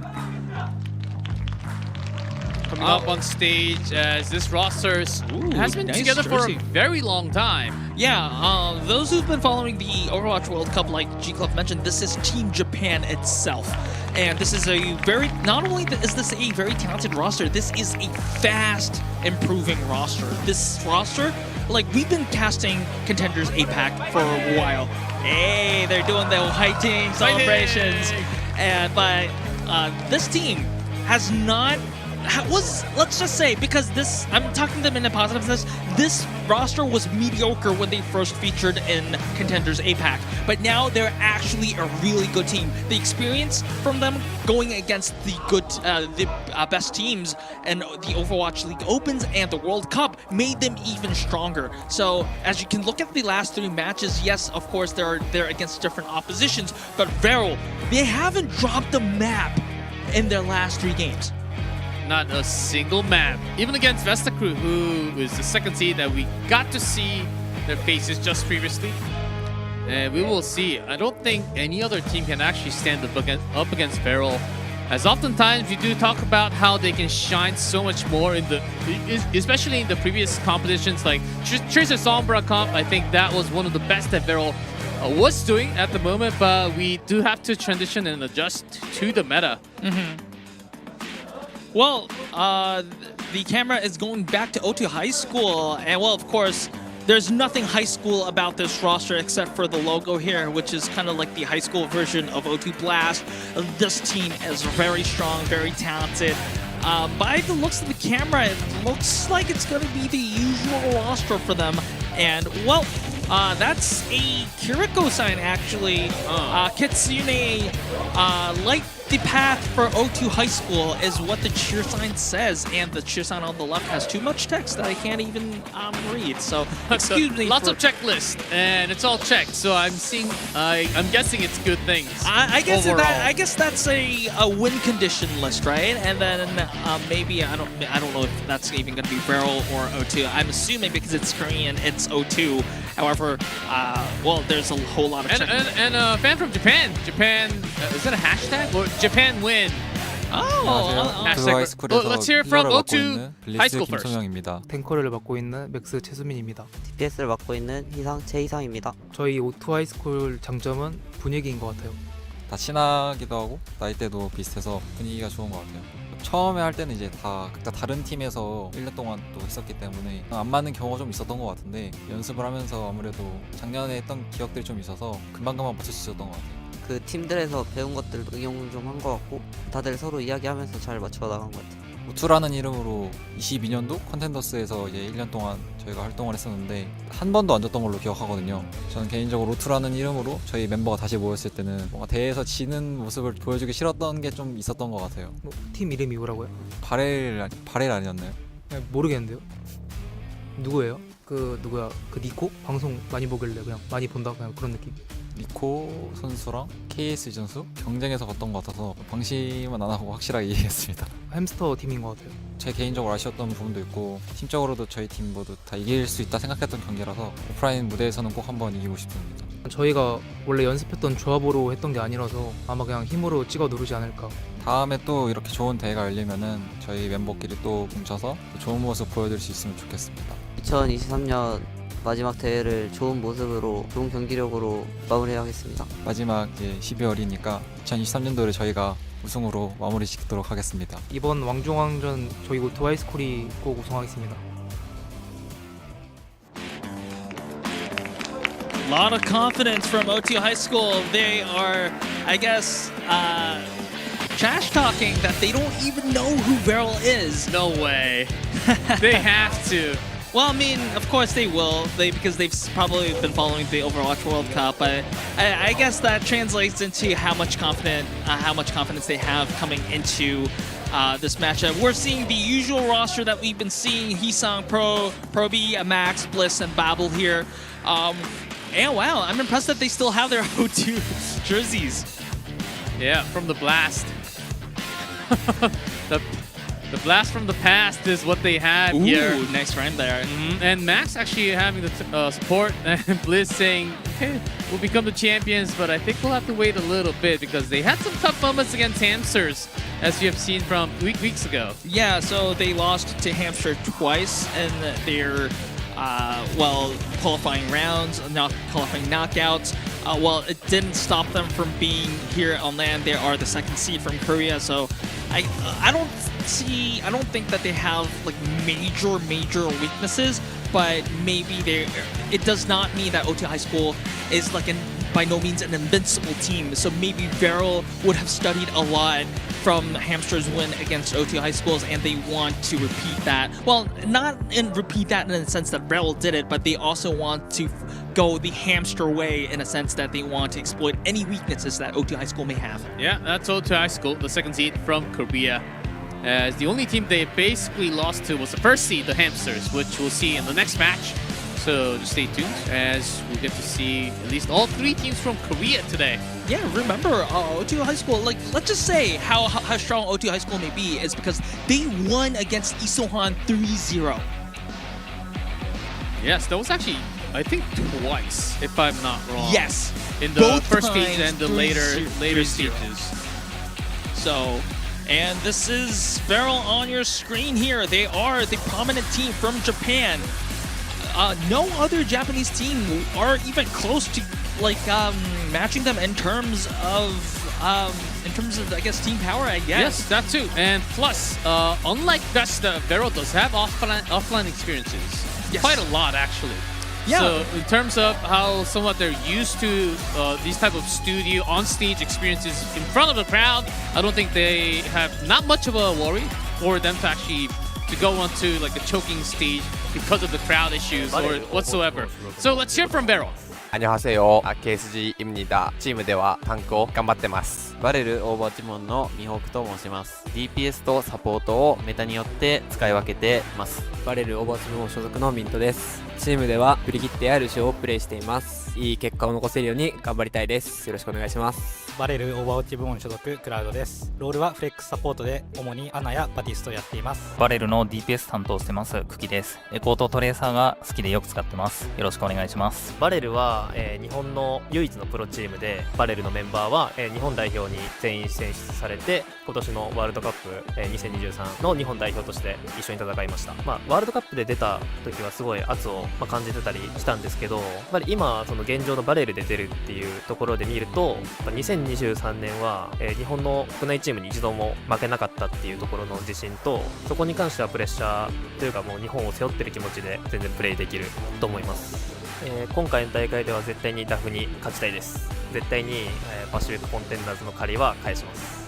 ダフと今まで戦ってきて、負けてしまった中に、自分のミスで、負けてしまったところもあって悔しさがすごいあるので、今回の大会を通してなんとか払拭して、勝ちたいなと思います。大津ハイスクールはとても有名な選手ばかりで、もう強いのは分かりきってるんですけど、なんとか食らいついて頑張って勝ちたいです。팀 이름이 뭐라고요? 바렐 아니었나요? 모르겠는데요. 大津ハイスクールはいや僕たちのこと何にも知らなくて、大会で当たるのも知らなかったんですけど、いや僕らも全然大津ハイスクールのこと知らなくて、やるしかないって感じです。それはもうやったるしかないって感じです。今回の、韓国のこのオフライン大会はやっぱりこの日本2チームのバレルと、ベスタクルっていうところで、日本のその視聴者にもやっぱアピールできるし、実際その韓国の強豪チームと、対戦できることによって、日本のレベルの向上にもつながったり、その未来の、選手にも、夢を与えられるというか目標になる大会だなっていうのはすごい思います。バレルファンの皆さんこんにちは。今年1年かなりいろいろな大会に出場して新しくファンになってくれた方々とかもいると思います。おそらく今回の大会が一番相手も強いし、僕たちにとってかなり大きい大会なのかなと思います。どんな結果になっても最後まで諦めないで頑張るので応援よろしくお願いします。いつも応援ありがとうございます。頑張ります。強いチームとの対戦になるんですが、悔いが残らないように自分たちのいつも通りのプレーをしっかりできたらなと思います。挑戦者として全力尽くして頑張ります。韓国のチームの人をすごく、リスペクトしているので、今回の大会を通じて、より一層強くなってチームメンバーとして、貢献できたらなと思います。1バレルファイティング。 Very impressive interview from Varel that shows both confidence and respect for their opponents. I'm really impressed at this. Varel has the hopes and dreams of future Japanese Overwatch stars on their shoulders. Yes, they certainly do, as they're showing respect, and also love the Japanese players always going really manual focused.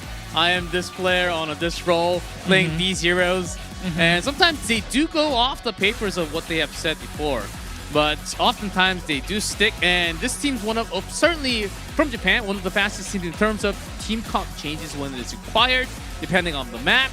So that really puts them on the best of the foremost front from Japan, called Varel, and they can certainly put up a fight against O2 High School, but I still do think it's going to be an uphill challenge. Exactly. So Varel has been, like you said, G-Clev, they have been very strong on the Winston Tracer Sombra meta. However, once they were off that meta, they've kind of struggled in some other compositions. Oh, nice cosplay, and also some impressive cheer signs, which is, well, one of them is cheering for Chio, and one of them is going for Varel. So, but going back to the point, it's so Varel has been struggling anything on other compositions that wasn't the Winston dive composition, which is, to be honest, the Winston dive composition is still viable, but it's definitely interesting to see how they have kind of improved. They have improved their other compositions, because against a team of the caliber of O2 High School, you're not going to one trick around for a win. Yeah, we did not see Sombra at all, but maybe there's a sign of Kyuki Sombra Tracer coming in this match. I think I can kind of see that. Of course, there was a slight buff of Sombra's ult charge too, not too long ago, which is in this patch. Not the one that we just had. That upgrade into EMP is not in this patch that we're playing in the tournament yet. Yeah. So TLDR is that Sombra is not in the, I guess, necessarily the best position to play in competitively, not yet. But I think it might be still a viable pick in some very select situations. So maybe it's kind of like a pocket pick. And also we've seen Varel use Sombra very efficiently. So that's also something that we should look out for, whether Varel goes for the Sombra. Yeah, I think that is there's totally a world where we might actually see Tracer Sombra with maybe not the Winston, but with a few other tactics that Varel might be bringing up against O2 High School, depending on their own comp. I think O2 will basically go towards very standard, easy way with the Sigma and the Soldier, or somewhat the Soldier or Mei that we have seen so far. Maybe I'm expecting the Ramatra here. Oh, somewhat Ramatra. Because Plankton is on the tank role as well. And Plankton is usually known for his Sigma play. So if KSG is starting today, I might... Well, of course, KSG can also play the Sigma to a decent level. But if you have a Sigma specialist and you're not playing him, then I think it might be implying that we might see something else. Maybe the Winston, or maybe even the Ramatra. I think it kind of depends on the map. Yes, maps are predetermined. The first map is predetermined by comp ops. However, it is not fixed to a single map. So it may or may not be Samoa. So in case it's not Samoa, maybe if it's something like Busan. It's from the map pool. It is Busan, Ilios, or Lijiang Tower. If it's not Samoa. So even in Lijiang Tower, I think Ramatra is viable. So I mean, KSG is traditionally a main tank. So, I mean, I guess I'll leave the predictions to fan chat, the YouTube chat, and meanwhile I'll do my job and try to translate the fan cheer sign that went away, but it literally said O2 students of O2 High School, let's go. So a lot of support for the side of O2. And also remember, G Club, this matchup, not just this matchup in general, Korea versus Japan traditionally in any sport is a highly sought rivalry. Yeah, it is, and especially because it is Vero. It was Team Japan, and might actually be Team Japan for a long time if they stick together. And of course, there is that rivalry, big-time rivalry, always between the two countries. And of course, hashtag we all win for a fan for KSG. Well, just to kind of like get some background, I guess TMI, I guess. But WDG Esports Studio is in Seoul, and Japan is geographically close to Japan. And I know for a fact that fans from Japan actually flew in to Korea just to watch these two teams play. Like, not just Varel, but also Vesta Crew. There are two teams that are representing Japan. Yes. And it is really encouraging to see that these teams are getting a lot of support, because that kind of community fan support is going to be what will improve these teams and make this region a very competitive region. Yeah, that's really cool. Perfect weekend trip from Japan to Korea, only about an hour flight, not too far away. And from the airport to WDG Studio, about an hour. I don't remember. It's also a Friday. Yeah, it's also a Friday. So early leave on Friday. Take the flight to Korea, enjoy the full weekend, and then go back. Maybe take one day off too. That's my dream. Oh, here's another fan for Vero. Yeah. Oh, with the sounds on, just like in-game sounds. Yeah. When they have the mics up. He's taking a picture of himself on screen, and he's gonna say, "Mom, I'm on TV now." But nonetheless, it looks like there are some technical issues on the side of Cloud. I think that's Cloud's computer over there. Another very talented flex support, because remember, we've also casted some of the Contenders. Not only Contenders, but also Overwatch World Cup preliminaries. World Cup, yes, that too. And I think he was also a very, very talented, like, not just like as a team, but a very individually gifted mechanical player, especially on the Ana. Yes, I was also going to continue on Ana. Cloud's play on Ana, it's not just defensive, also picking up. Ana has a secondary job to do whenever she's picked. She's also her secondary job is to get the kills when there's slight bit of HP left onto the opponent, and usually that's what Yu Jeong was also very known for in the early days of Overwatch 1. Ana's a DPS. Well, ooh, this looks like a set. Ooh, look at that art. Okay, Prophet, you do whatever you want to do. That's the far left. Nico, Love, excuse me, I don't know Japanese, so unable to translate that one. Very impressive illustration of Tracer, GG.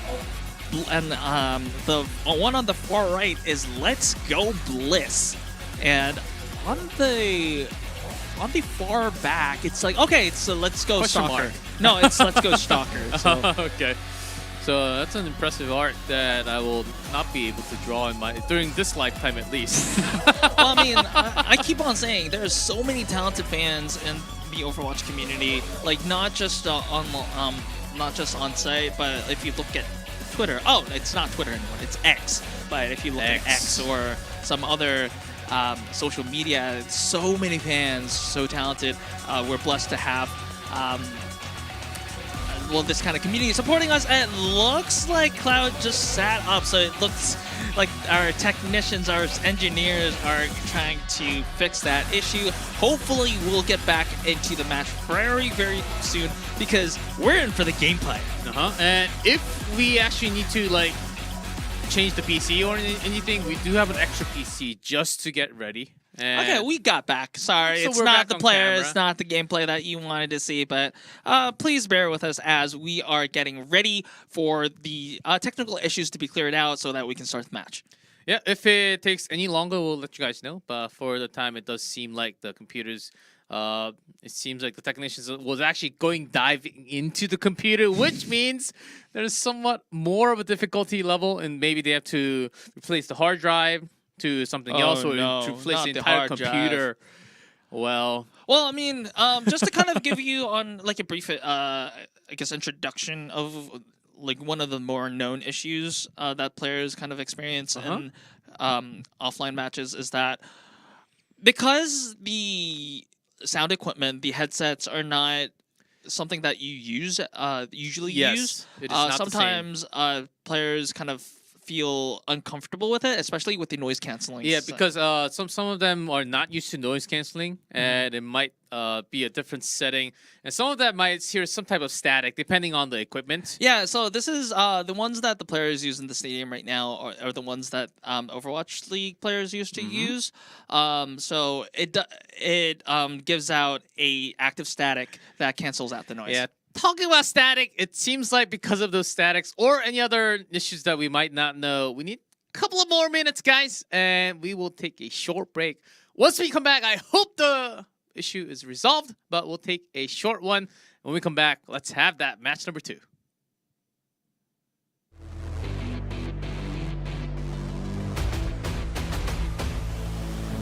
one can stop me now.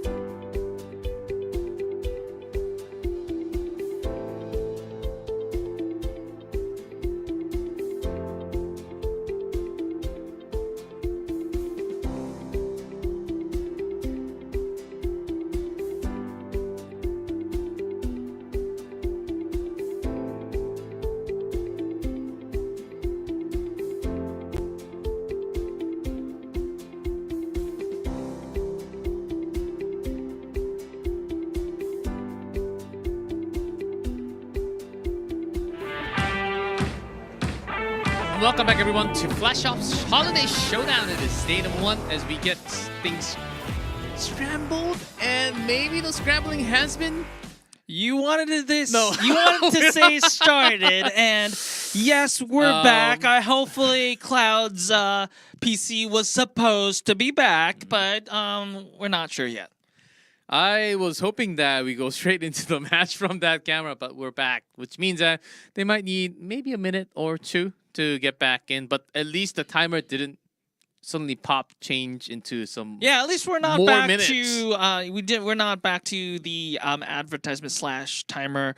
You don't have to. Well, I mean, yes, the music for Malga background was really cool, but we're not hearing that. So at least it looks like it's going to be a fixable issue. I am hearing that it's going to be 2 minutes max ETA. Oh, actually, both teams are ready. Oh, ready. Ooh, okay, nice. then I was going to say about something, but I guess we'll have time to talk about that later. As Cloud in his seat, get ready for his Baptiste or Anna. Getting hydrated as well. Remember, chat, get hydrated. Yeah. Keep yourself hydrated. Busan. Oh, okay. So first was Samoa, then Busan. So I guess we're left with Ilios and Lee John in the future. But here it is. And this is certainly a map where Tracer Sombra can excel, depending on where we start from. Yeah, so it really kind of depends on what. I don't think we'll see Tracer Sombra maybe on Mecha Base, but in downtown, some of the more, I guess, more wider maps, we might have a glimpse of it.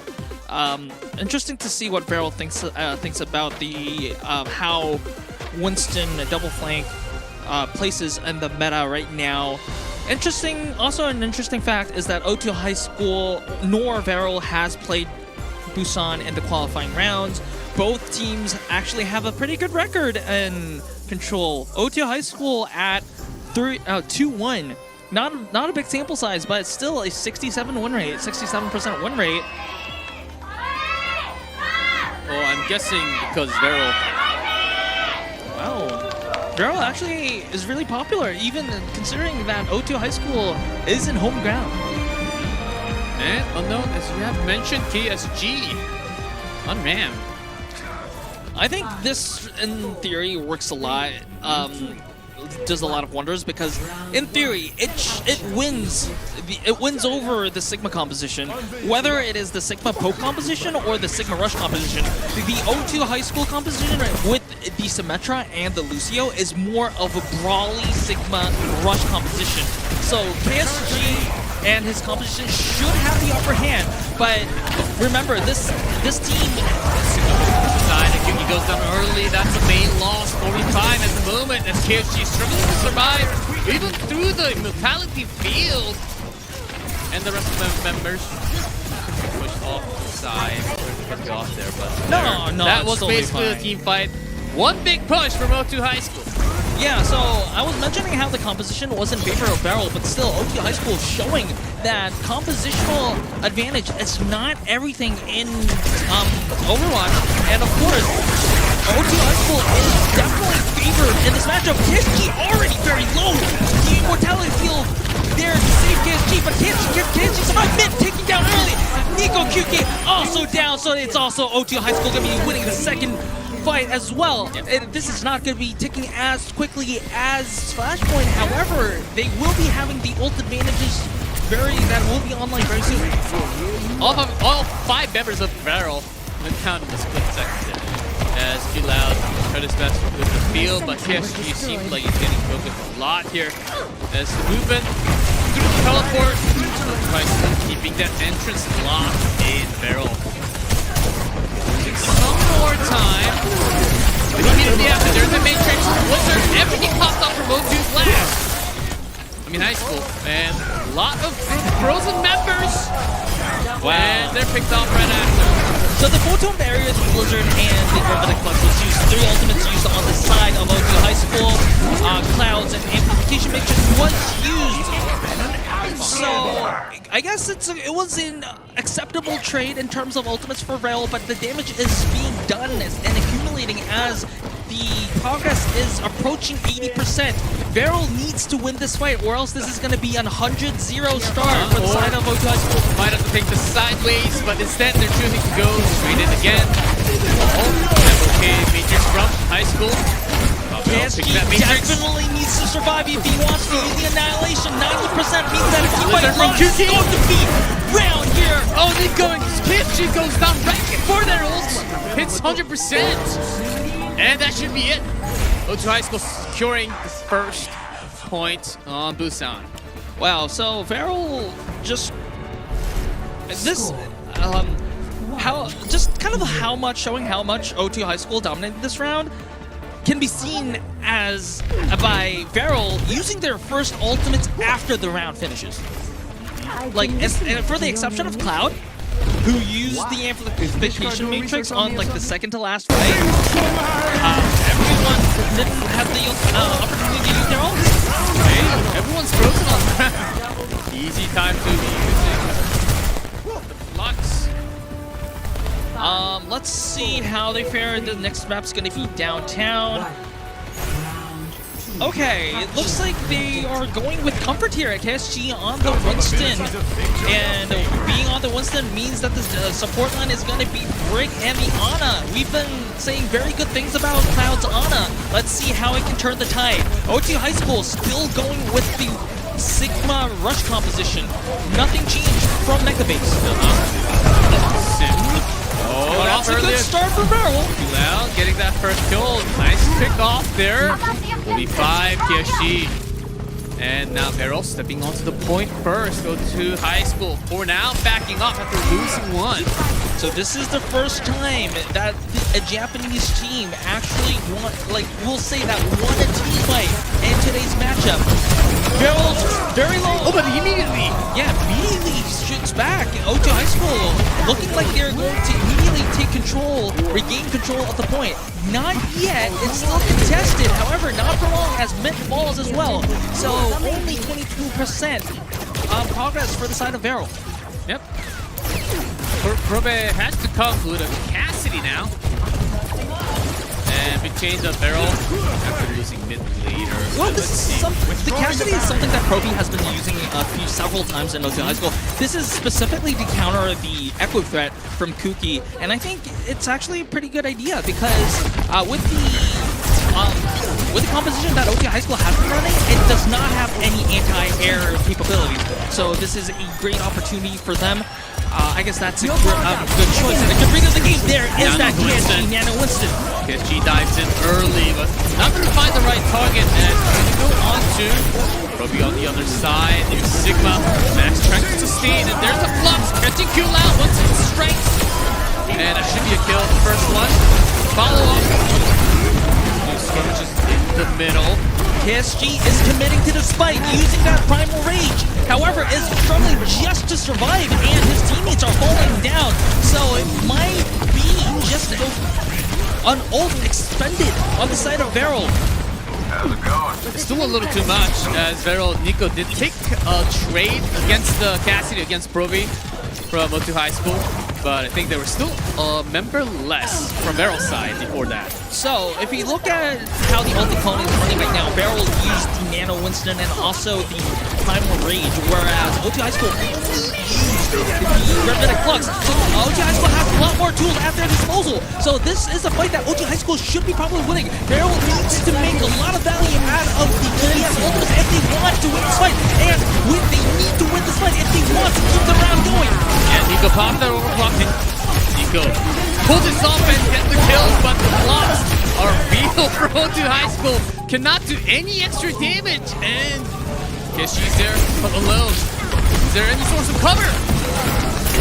Not much, as we'll see that Winston going down in the air. Oh, good shot from Hisan. I don't think there's another touch coming in, but it's not going to be enough as O2 High School, and again, in a dominant fashion, takes Busan. Was tried, but could not reach the point and could not endure the damage output coming out from Isang and Ruby. What a fantastic pair up from the DPS from O2 High School. But even though that was the case, I think KSG actually did a really good job in terms of how he sustained as the Winston from Barrel. Yeah, I think they were really well prepared. I don't think it was a matter of preparation. I think, like, in terms of composition, both the composition that they used both in Mecha Base and downtown made sense. But okay, let's talk about the cheer signs a little bit. Do you know O2 High School is the one on the center? The one on the left is O2 High School.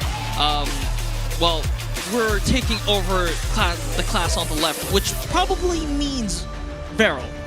So, again, very impressive stuff from O2 High School. However, Varel does have a little bit of a bright side because, remember, like I said, the compositions make sense, and it's not like they didn't win any team fights. So, comparing to the first match that we've been seeing from Besta Crew versus Isohan, it looks like if Varel makes the right adjustments and the right mindsets, and if the circumstances are on their favor, they might have a sliver of a chance, but still, O2 High School looks very strong. Very strong indeed. As we go back to the highlights here, to the Mecha Base, where O2 was closing doors, and first of all, Vero had to break through the door and then get into the sections where they barely got to touch at all. This was a 100-0, if I was not mistaken, and it was downtown that Barrel got like 22%. I don't necessarily think Barrel played anything wrong. It was just that O2 High School was making the right adjustments at the right time, especially Proby going with that Cassidy, which to be honest isn't that much of a popular pick here, but it was successfully countering the threats of the Echo to keep it at bay. Even just deterring Echo not to do excessive damage on the other team. Even if Cassidy doesn't make any other kills, just like keeping, just making the Echo busy is enough. I think Cassidy did his job. Yep, just keep getting that Echo in the air with a hit scan is certainly an important duty to fill. Just when he have Busan, certainly. But Barrel, let's see what they can do as we go into the next map, Hybrid, which we don't exactly know. We got to see a lot of Midtown through the knockouts. I really hope we got to see some more Blizzard World at least. Well, to be fair, we did a lot of Blizzard World in the knockout stages of the qualifiers. And also, I know what the next map is. Oh, you do? Do not spoil it. Well, no. Yes. Where's the fun in that? Okay, I'll spoil but not spoil. It's New York. Okay. It's the streets of New York. That's not a map on the list. There's no map called New York on the list. Well, I mean, chat knows, right? So I didn't necessarily spoil it, but no, from what I'm seeing, no changes on either side. So it's still Hisai and Proby and Max on O2 High School, and it's still KSG on Varel. And it is Midtown. Yeah, Midtown as Varel. After dropping the first, we'll be picking Midtown, as I think this is really the map where they bring a lot more Sigma, or depending on where they start from.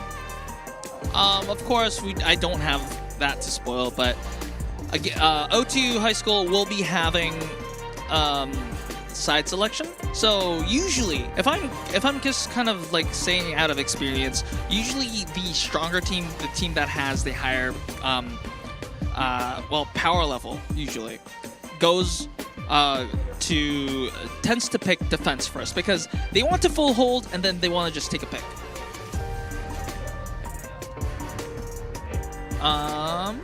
It's taking a little while, so maybe they are kind of like tickling with settings a little bit. Yeah, but still, we didn't see any of the roster changes coming out from either side. So yeah, we'll see how this goes. It's kind of, wonder what's going on. But let's talk about Midtown a little bit. What do you think Varel has to do? I really think we should see some more Doomfist coming out, especially for the first points. I agree. Yes. To me, we haven't seen that many Doomfist here. Oh, they hurt. Oh yes, this is what I was expecting, and what I would love to see here KSG on Doomfist for now at least. And I think that's very likely though. So it's kind of interesting to see that Varel is on the defense and they're still going with the Doomfist. Usually when Doomfist, usually in Midtown, a lot of the teams that are on the attacking side go with the Doomfist, and then the defending side goes with the Sigma. But in this case, it's the other way around, with OT High School on the offense and going with the Sigma. And interesting to see the Tracer here, because I've been talking on my coach streams a little bit that Tracer isn't like the best pick with the Sigma here, and I'll pick just because it doesn't get a lot of resources. Usually they go, Tracer goes on the sideline. Okay, Nico, one off, well, down on the other side.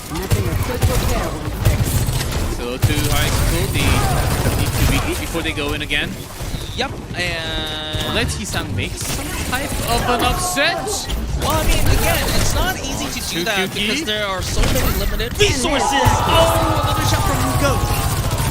Nico, we've been talking. Oh, nice nade from the side of cloud, and also good shot from Nico. Nico, the superstar from Team Japan, is finally making himself known in front of the Korean audience, and also a lot of the Japanese audience in the WPG Esports City as well. Nico, another player who's also really good at Tracer, by the way, had some incredible highlights not too long ago, from the summer, I believe, and also the fall from Contenders. It's interesting to see that Beryl is actually making this work. To be honest, early nano on the Doomfist. There's gonna be a lot of pressure. Maybe I think it's the nano didn't have necessarily a lot of value, but still was enough to keep KSG alive. Maybe that was the idea. The pulse bomb goes right to the side of Hisang. I definitely don't think that this Tracer is working. Again, I want to talk about this Tracer after this team fight, but usually the Tracer and goes with the sidelines, goes to the lane. Oh, go Nico! And well, Nico falls, but still, that was an impressive showing by the side of Nico. KSG needs to survive if they want to keep point A. Yeah, but it does seem like you can actually handle the rush and O2 High School, because they do have a Sigma. Can't really dive into the point yet, as they do need to regroup. Okay, 4 ults.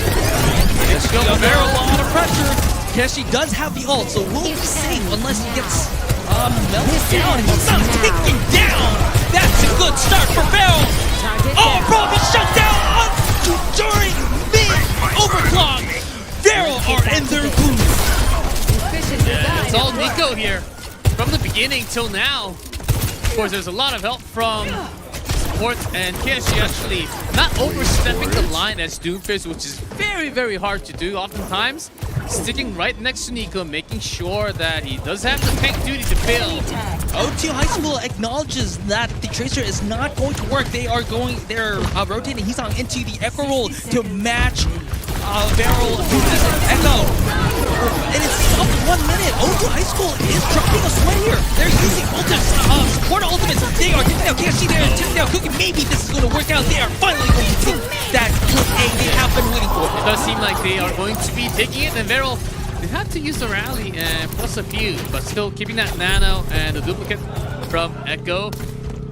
I think they should, Beryl should still be very happy about using all the time. Beryl is actually committing. Oh wait, anyone else? Wait a second, this is gonna be a little bit disastrous for Beryl. I think pieces were a little bit sloppy here. Beryl, I think KSG's idea was to maybe buy enough time for the rest of Beryl to contest the point. However, in the end, it ended up KSG just being alone in the point and just getting focused down really quickly, and Kuki just following the only one just following in the point and just getting focused down right after KSG as well. So it's just Kuki's ultimate expended, which is not good news for the side of Beryl. At least they have had enough time to regain control of the high ground on the bridge that they need desperately to. Now there's the nano, Kuki, Echo in the air, pushing all of them all to payload, and there's a first onto the jungle queen. Max goes down, and then reload. More pressure into the side room. O2 High School, they do need to regroup all the way back. Without the jungle queen, they can't really push main road. Oh, that's really impressive on the side of Beryl. yes, OT High School will be having some key ultimates up. They already have Overclock up. They will be having the Rampage up as well.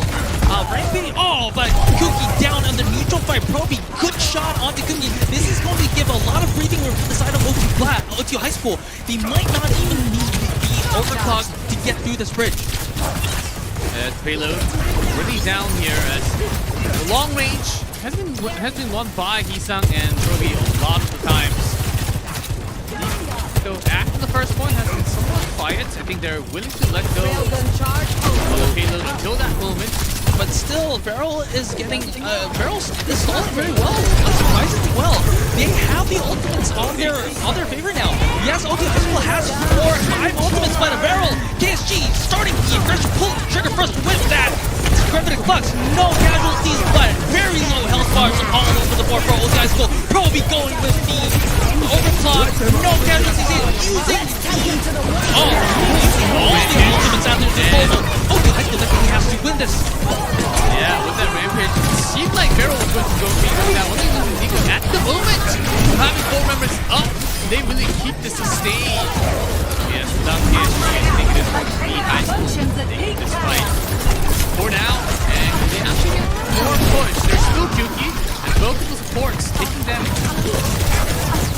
Wait, they're still having control of the high ground. Okay, Proby's down. Finally, yeah, that took a while. Yeah, that was quite messy there right now. Yeah, but because Cloud and KSG are down, despite it being overtime, I don't think Feral can contest, and that will be point B secured for the side of OT High School. But Feral is putting up a competitive display here. Certainly, that almost went to 0 seconds, having 130, less than 130 now, about 120 left before I can push all the way to the third point. Feral still keeping that echo. That has been okay, but see if Max can pull off the same. Go inside. Well, this is going to be a very important fight for both sides because neither team have ults, but OT High School will be having their ult rotations earlier. So Feral needs to win this neutral fight if they want to be in an advantageous position, because if they lose this fight, then it's probably going to be the last the fight for the last push for the full cap, and OT High School will be having an ult advantage at that time. So it's very imperative for Feral that they win this fight. And future fights, the Feral just need to really hold it together. Cloud approaching the Nano. 28 seconds left on the Nano. The Nano target is on Sigma. Oh, good game on Max. That forces out the immortality field. Max gets to the safety of his teammates. However, it's 15 seconds left, and Cookie should be coming. Cookie has the duplicate, and Kenji has the Dramatic Flux as well. So it's going to be a 50-50. Nico takes down Max, and it's going to be. And 2 seconds left. Entire team's down except for one. And that should be it. The anti-heal from Cloud at the perfect moment where Max was trying to survive.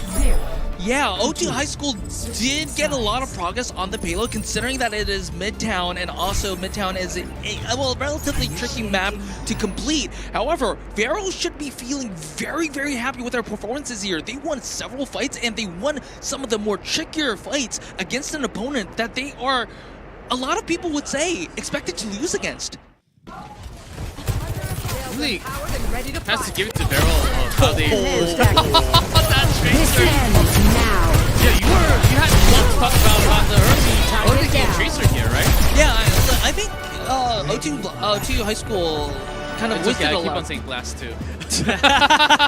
You got me there. I was trying to hide it, but yeah, OT High School. I don't really like the Sigma Tracer setup because Tracer usually goes on the flank to harass the backline, but with the current composition that they have, it's hard to give Tracer the healing resources or the follow-up damage that they need to make the eliminations happen. So they have to rely on the individual mechanics of Hisang to make things happen. So it's either Hisang makes a super play or Hisang gets isolated out. And so during the attack phases of OT High School, Hisang was kind of just isolated out and didn't Chaser didn't have much value. Oh, and on the other side, we do see the attacking pursuit. Now from PSG and with his PSG. Let's see how these two will be diving in, slashing through for the first point at least. Nico on the Sojourn ever so threatening here. Hisang has to force out the recall to just live. Remember, this is one of the disadvantages of running the Tracer. Remember, like, it has to force out just the recall early on because no healing resources are available, especially in this composition. Yeah, but from the neutral, Hisang was smacked, destroying the front of Beryl.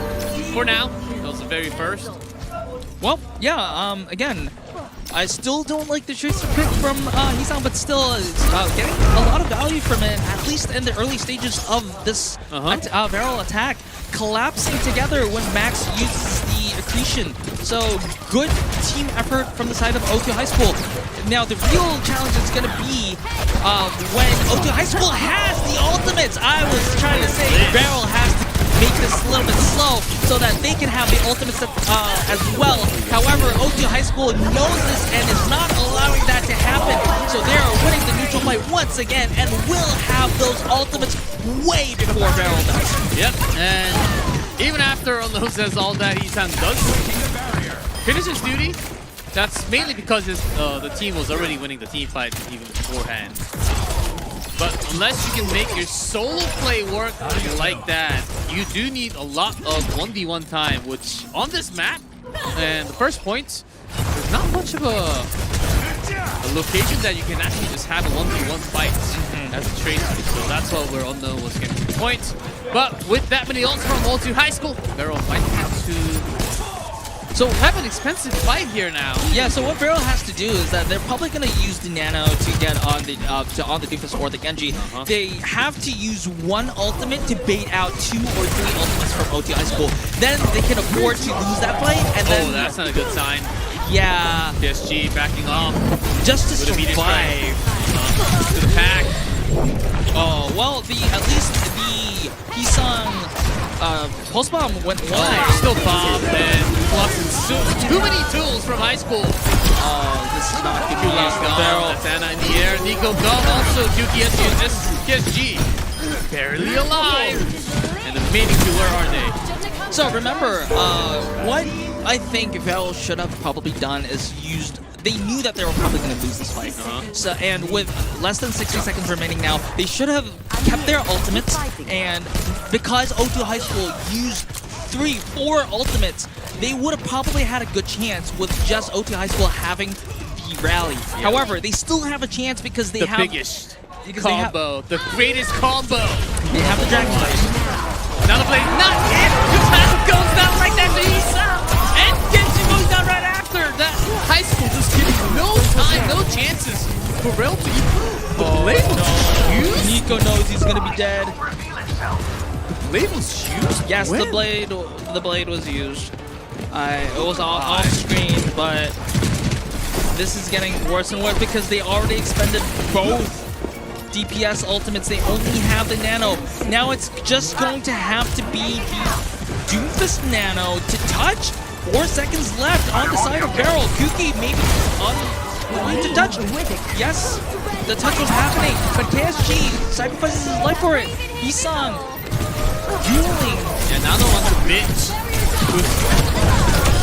Also stuck, and now the entire team is going to be going down. Even with a Doofus, you can't make it.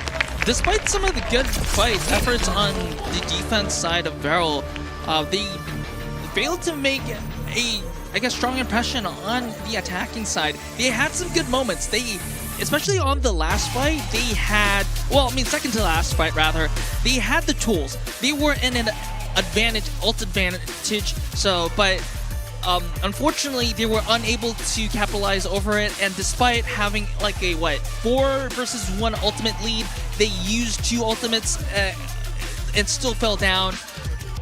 They only had the Nano and didn't make it even with a Tracer. So Which, in this case, it did seem like the Tracer comp was winning, but mainly because they were already winning the team fight. Yeah, I think that was the key. Yes, precisely. I don't think that the Tracer was like the winning factor of this map specifically, but it was still a good performance all around from O2 High School, just as expected. Just as expected, and a 2-0 score so far.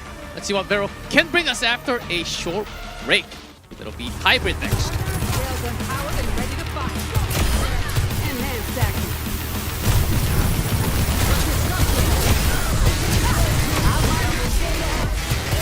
This ends now. Target down.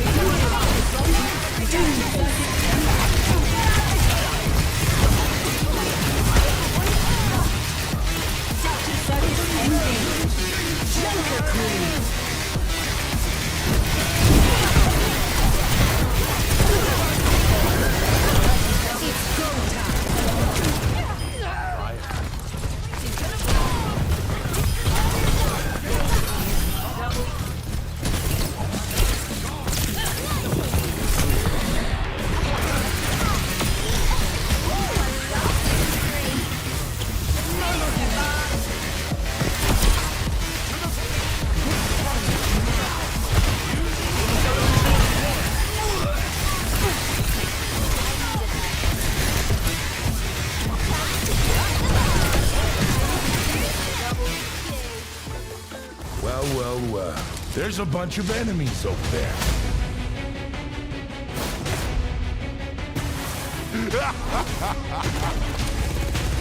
I like it when the prey fights back.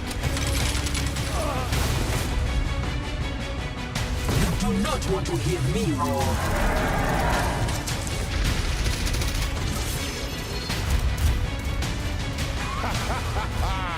Try and stop me!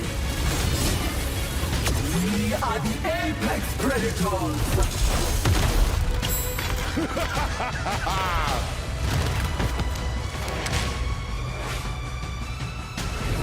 You will not be tased again. I am a sly and stealthy hunter.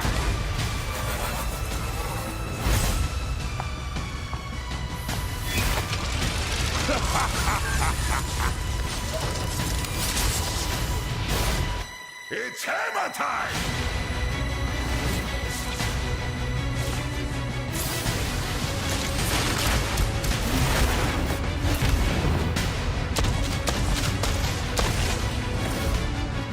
A steady blade never falters. Blast it!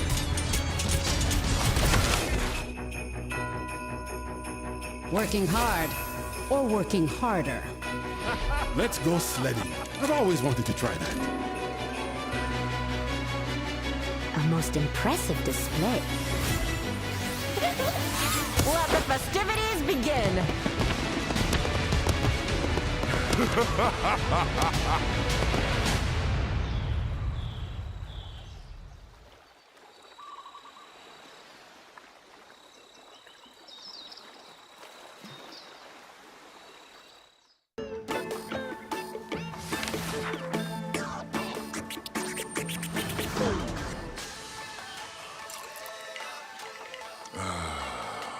What a day. It's good to be alive. I'm going to let you in on a little secret. I wasn't always the friendly, carefree guy you see before you today. I used to take things very seriously. I never had time for fun.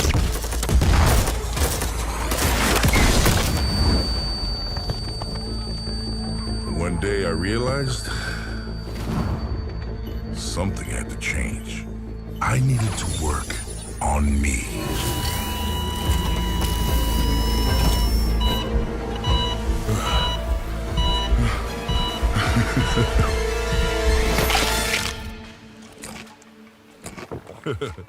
Now I've got a whole new outlook on life. I realize that it's okay to put myself first. found out that I have a knack for bringing people together. And I learned how to let loose with friends.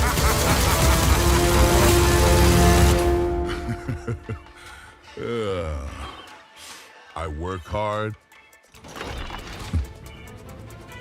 And I play hard. So, I only have one question for you. Ready to have some fun?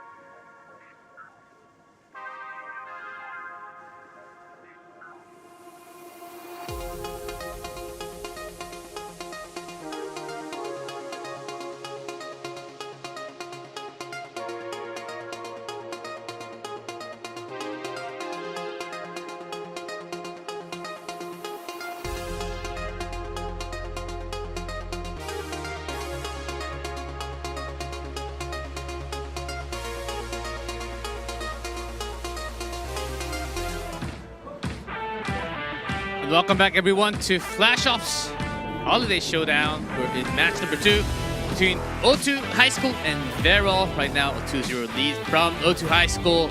Can Vero really come back? As we will be hitting that map number 3 soon. Flashpoint, as I did say, Hybrid before going to after finishing Hybrid. So O2 Blast certainly did have a lot of blasting time in the first 2 maps.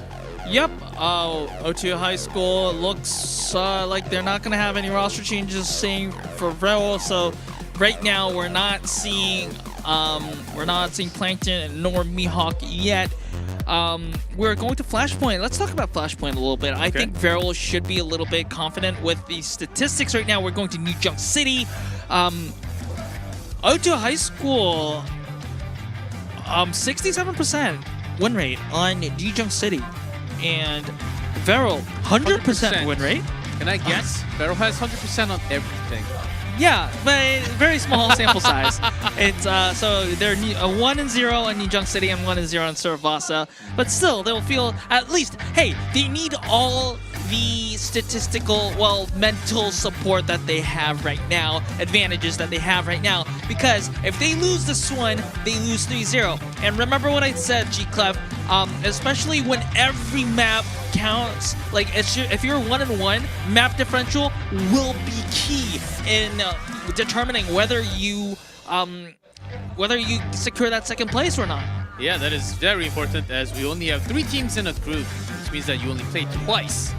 Either both times in the first day or both times in the second day. But both teams really want to win at the moment. Wow, I'm unexpectedly hearing a lot of Vero chants here. Yeah, we do have a lot of Japanese fans actually in the WDG Esports studio. Okay, for a second I was kind of Junkrat? Yeah, I was kind of worried about that Junkrat. But still, OTSG having that mantra. Okay, so let's talk about compositions a little bit. Vero, once again, just like we saw Mechabase, they won the composition gamble. They are running the Ramatra Rush against the Sigma Rush slash Brawl composition. However, O2 Blast won the last time despite composition disadvantages, and they're winning this one again. Now, let's remember, and as we have more neutral, just going to be slightly a little harder. Well, this is going to be a lot harder now without anyone. Mint is not going to 1v5. So it's going to first Cap going on the side of O2 High School. Remember, that was kind of like a mosquito bite. But remember, this is not control. In Flashpoint, the progress accumulates much faster, so a lot of snowball potential. Maybe just 1 or 2 more fights, maybe 1 fight win for O2 High School, and they will secure the first point. Yeah, if you win some long 2 fights, this might be it as they front. The immortality field was already expended, but will not save Nico. Also, a low health buzz on Cloud. Cloud needs to survive, but they want to win. Probably takes down Cloud, so it's going to be full reset for Barrel once again. This is going to be a question of whether the staggers are going to be there or not. Kuki staggered, KSG staggered, Mid staggered as well. So this is likely going to be uncontested first point for the side of O2 High School. Yeah, but no big sources has been used from either side. Of course, the first point will be going to High School. So let's see the rotation now. As Zero just waiting for exactly where the point is. And O2 High School still will be having the first steps into the next defense zone. Yep, O2 High School will be having the rotational advantage, and not only that, they will be having key ultimates available. Yes, Babel used his amplification matrix for closing down the last fight on the first point. However, they will be having a lot of firepower. Barrel, once again, they should probably, the smart move here would be probably giving up this fight and letting O2 High School use a lot of their ultimates. Okay, barrier up. Photon barrier up, they need to bait out more than that. At least 1 either of the Dragon Blade or the Gurgler Flux. Oh, they're using both. So don't use ult. Barrel, don't use ult.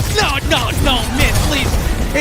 Barrier up for the Dragon Blade, which causes no further deaths. Okay, maybe this is something, a different story.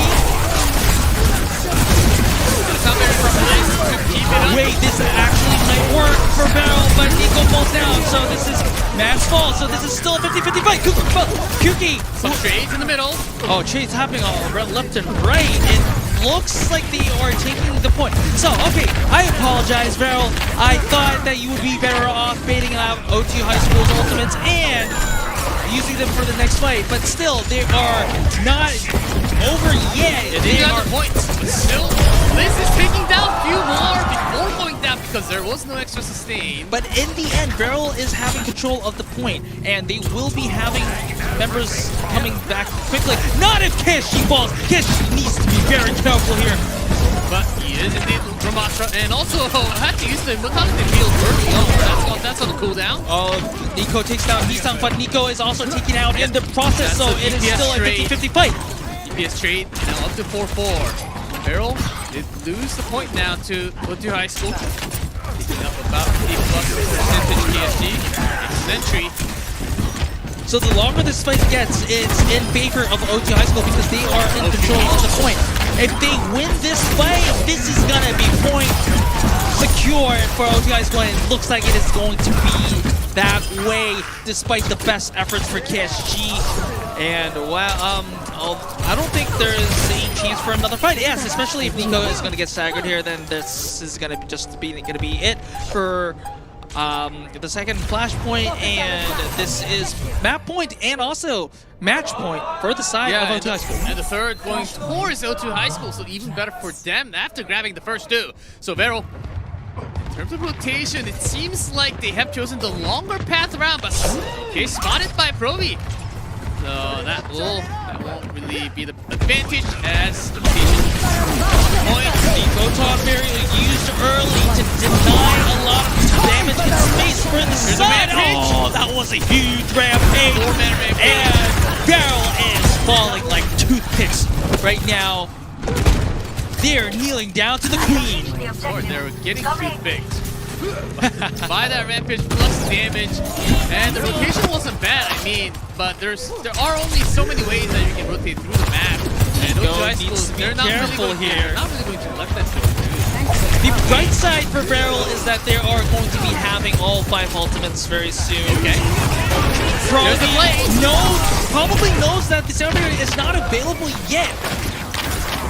So trades ultimates with Kuki. Maybe. Okay. I think that's Barrel is fine with it because they know that they have more ultimates. Oh no! Roby with the huge double animation on Cloud and Kuki. Mint wants to commit, and KSG also with the annihilation, but did not find a lot of value. Yeah, let's see the fight because the Queen was not in that sound barrier. That has to come from the response. So without the ping, able to Nissan catching that ASG. Nico is still committing to this fight. They know, this is gonna be the last of the ultimates that Varel has, and if they lose this fight, this is gonna be the match over for the side of Varel. O2 High School is gonna glitch it. Oh, Kuki barely touches, but that is going to be the last member. No one else can. Oh, okay. There's our wrecking ball. You know how desperate Varel is of day. The driver was not even possible. Well, Mint is going to keep the overtime alive, but for how long? Battle takes down Mint. I don't think there's anyone that can touch, and that is going to be a clean 3-0 for the side of O2 High School. What a performance. Clean performance. Display was beautiful, especially on the flashpoint. And Varel, even with that competition win early on, could not really handle the power of O2 High School today. Well, let's see what they can do in the other match available in Group B. Well, I think, like, even despite the 3-0 loss, and I think that Varel did perform at least to a certain, like, an acceptable to impressive. I wouldn't say super impressive, but at least they were playing okay. And I don't think Varel should be disheartened so much because, of course, O2 High School is a very high caliber team. I think that Varel did show glimpses of brilliance here, and they should be feeling proud. And going into the match against Staff, I think if they play correctly and kind of like improve all their mistakes that they've been showing against O2 High School, they should be in a good position to win. Yeah, you do not get knocked out immediately from the tournament. You do have to play your second match, and depending on that result, you are able to grab a win at least and make it into 1-1 from the group. You do have some chances of getting out from the group into the knockout stage. And that is certainly a big opponent from Southeast Asia, but I think if Varel can take all the lessons of today and bring it to tomorrow, because they actually have to play 2 matches, not in a row, but 2 matches in a day. Yep. And we probably will see who the player of the match is. It is going to be Max Tank, who had some rough times, but I think overall did very well sustaining. Yep. I mean, at the earlier stages of the match, he did kind of struggle, like you said, G-Cliff, but in the end, as the match went on, I think he was just getting warmed up. I think his hands were cold a little bit, but as soon as he got warmed up, he was a menace, like, to the side of Varel. And, like, being a menace to Varel means that he's that much of an asset for the side of O2 High School. Yes, he was contesting player of the match with Hisang, who also played very well, but in the end, I think it was his tank performance that... Was it the Tracer minus points from Unknown? I will decline to comment on that one because I don't want to get myself flamed. But for me, I thought, overall, and I'm not saying that he's not played bad. It's just that Max kind of like made a lot of important plays, and I don't think it's just kind of like easy. I don't know. Let's just say Hisang had a hard time and just kind of appealing to the audience because it was a winning fight all around. Yeah, and look at Max, just providing so much more room and releasing pressure and surviving at a critical point. Exactly what the team player needs as a team. Certainly love to have Max in front. Oh, his queen was actually pretty good. I remember that rampage, the 4-man rampage. Yeah, the dagger. That was really impressive. Yeah, there were some good dagger kills too. I think it was this one, yeah. This was really important, and it's because Varel was approaching a lot of ultimates, and O2 High School had less ultimates. Like, just in an ultimate perspective, they would have probably lost the fight. But that aside, we will be having an interview with our player of the match. 2023 오버워치2 플래시옵스 아시아 왕중왕전 오늘의 두 번째 경기였죠. O2 하이스쿨과 바렐의 경기에서 O2 하이스쿨이 3대5로 깔끔하게 승리를 가져갔습니다. 오늘 POTM 맥스 선수와 얘기 나눠보도록 하겠습니다. 승리 축하드립니다. Congratulations on your win today. How do you feel? 먼저 승리 소감 부탁드립니다. 오늘 이겨서 너무 기분이 좋네요. So he said he's super happy that he won today's match. 아주 짧고 굵게 말씀해 주셨는데 어떤 부분이 좀 기분이 제일 좋으신가요? What are you most happy about? 일본 선수 팀을 1등이었나? 일본 선수 팀이 이번에? 그래서 1등 팀이 이긴 게 기분이 좋은 것 같아요. Oh, so he's really happy that he won the first place of the Japanese team. It's great. It's been a while since you guys played together. How was it? 이번에가 작년 시즌 이후에 이번 대회에서 오랜만에 좀 팀원들끼리 합을 맞춰봤어요. 어떠셨나요? 역시 작년이랑 했던 거랑 똑같은 것 같아요. 오, 이렇게 1년 만에 맞춰봐도 똑같이 잘 맞으셨던가요? 네. So he said his teamwork, his teammates' teamwork was still the same even after over 1 year of not playing together. Great. And Midtown seems not easy. How did you guys overcome that round? 사실 미드타운에서 그 수비를 하실 때 약간 쉽진 않았던 것 같아요. 혹시 어떻게 극복을 하셨나요? 저희가 그 공격할 때요? 예. 초반에 저희 약간 원래 하던 게 있는데 하던 거 하다가 갑자기 그 니코 선수가 갑자기 저만큼 쏘길래 갑자기 그래서 그때 좀 당황하다가 그래서 제가 이제 이거 내가 그냥 킬 따야겠다 해서 킨으로 바꾸고 네 그래서 이긴 것 같아요. He said that he was quite surprised because Nico's aim was very special and very powerful. So Max changed his mind that he's playing more aggressive. So they could overcome because of that kind of play. And you played Sigma against Ramatra, which is counter of Sigma, but you won. What's the point while playing Sigma against Ramatra combo? 사실 시그마를 플레이를 하셨는데 그게 아무래도 라마트한테 좀 카운터를 당한다라는 평가가 좀 많잖아요. 그럼 이런 상황에서 시그마를 플레이할 때 좀 핵심이 되는 부분이 있다면 어떤 부분이 있을까요?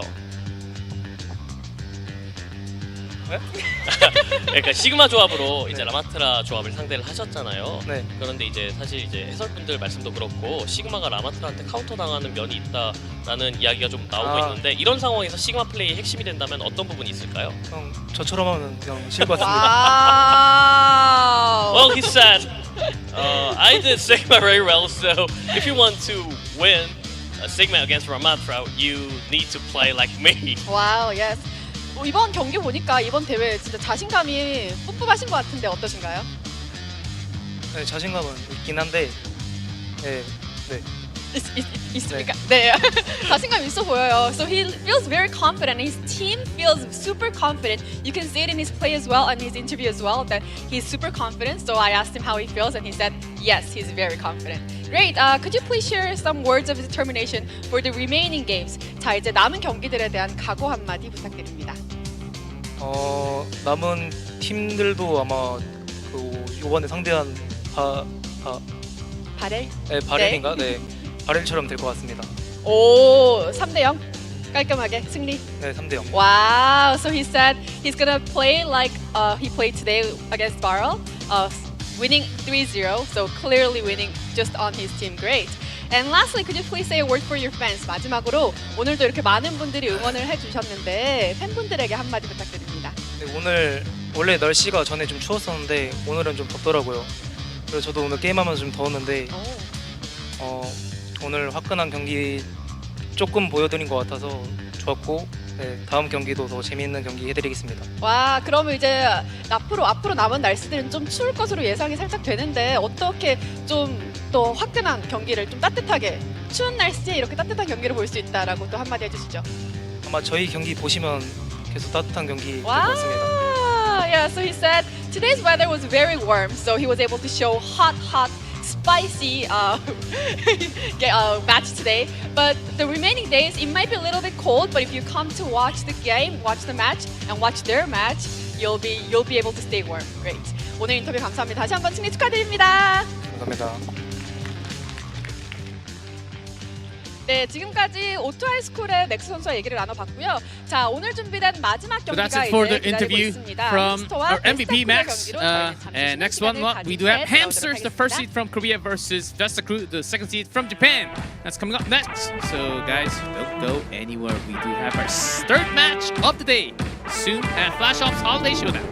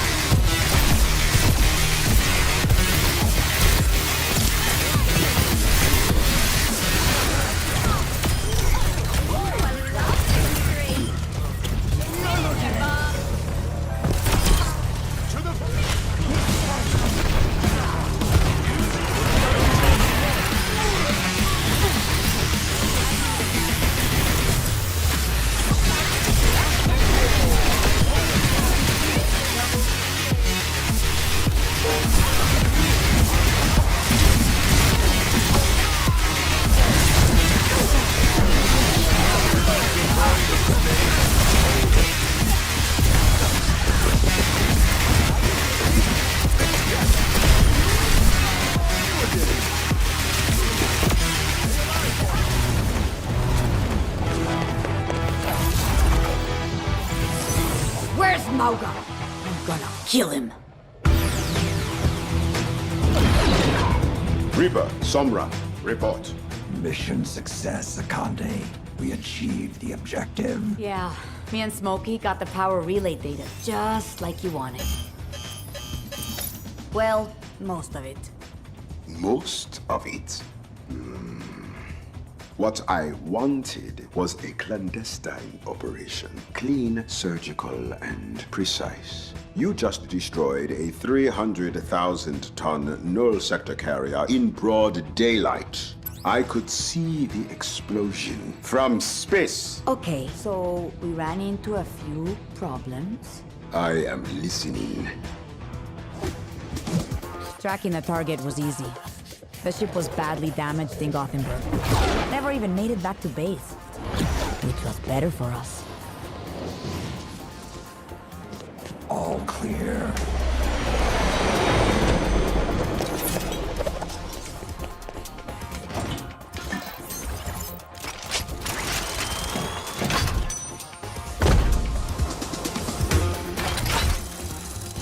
Mauga! This is supposed to be surgery. We don't need a butcher.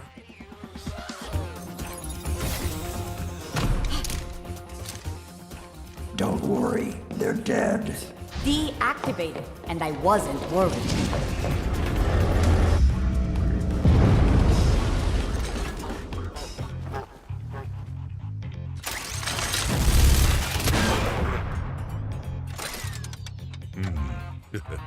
Yeah. Hey, you guys know what we should do? Yeah, we should grab the data. You know, like we planned.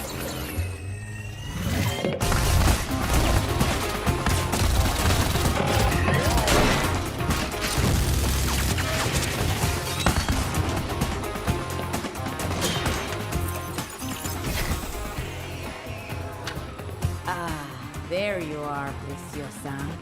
Time to tell me all your secrets. Okay, access, data, power relay system. Hey, are we, taking suggestions? Just hold the perimeter. Yeah, whatever. Mauga! What is he doing? Not sticking around. How long? Almost!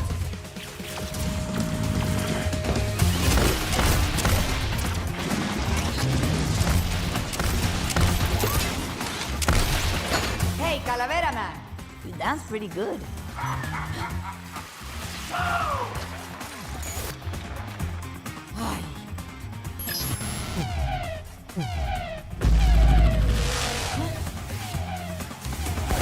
Stop. Very illuminating. But are you saying he's no longer loyal to us? Ha! You can have his loyalty. Mauga is a loose cannon, and I don't trust him.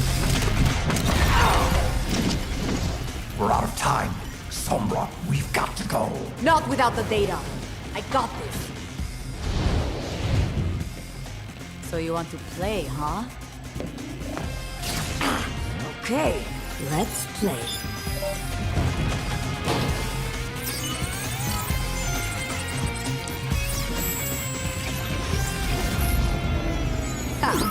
Don't think it hasn't been fun. Huh?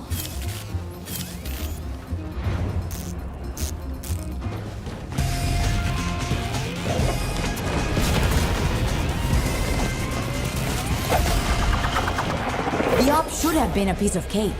It wasn't. All because of him. A partial victory is no victory at all. Deal with Mauga, or I will deal with you.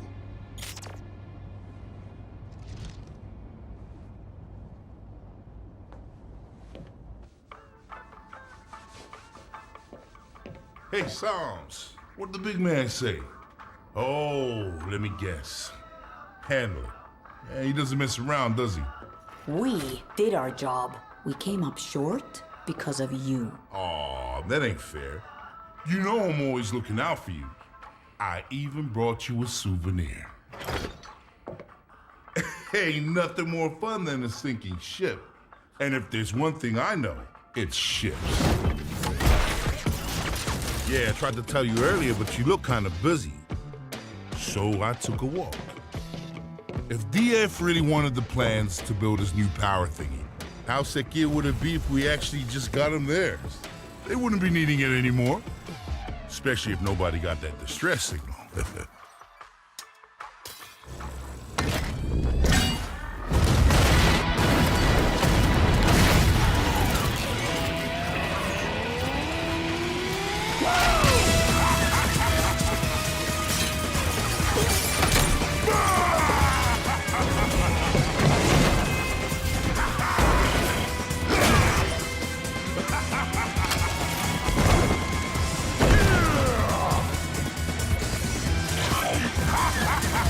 No ship, no record, no witnesses, no problem. He may not be happy now, but you give Doomfist that, and he'll be all smiles. Looks like you owe me one. But who's counting? Hey, this was fun. Want to do it again sometime? You know where to find me.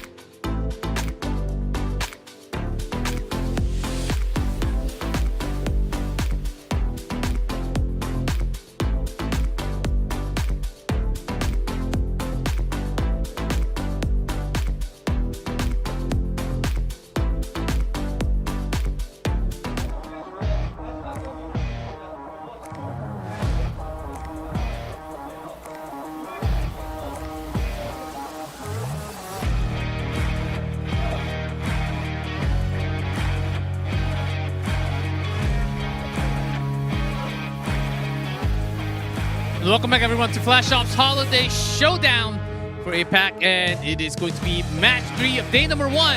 As you can see from the screen, we do have the dangerous hamsters, first seed from Korea. I would say they are the carnivorous hamsters. They are the hamsters of death, whatever you want to call them.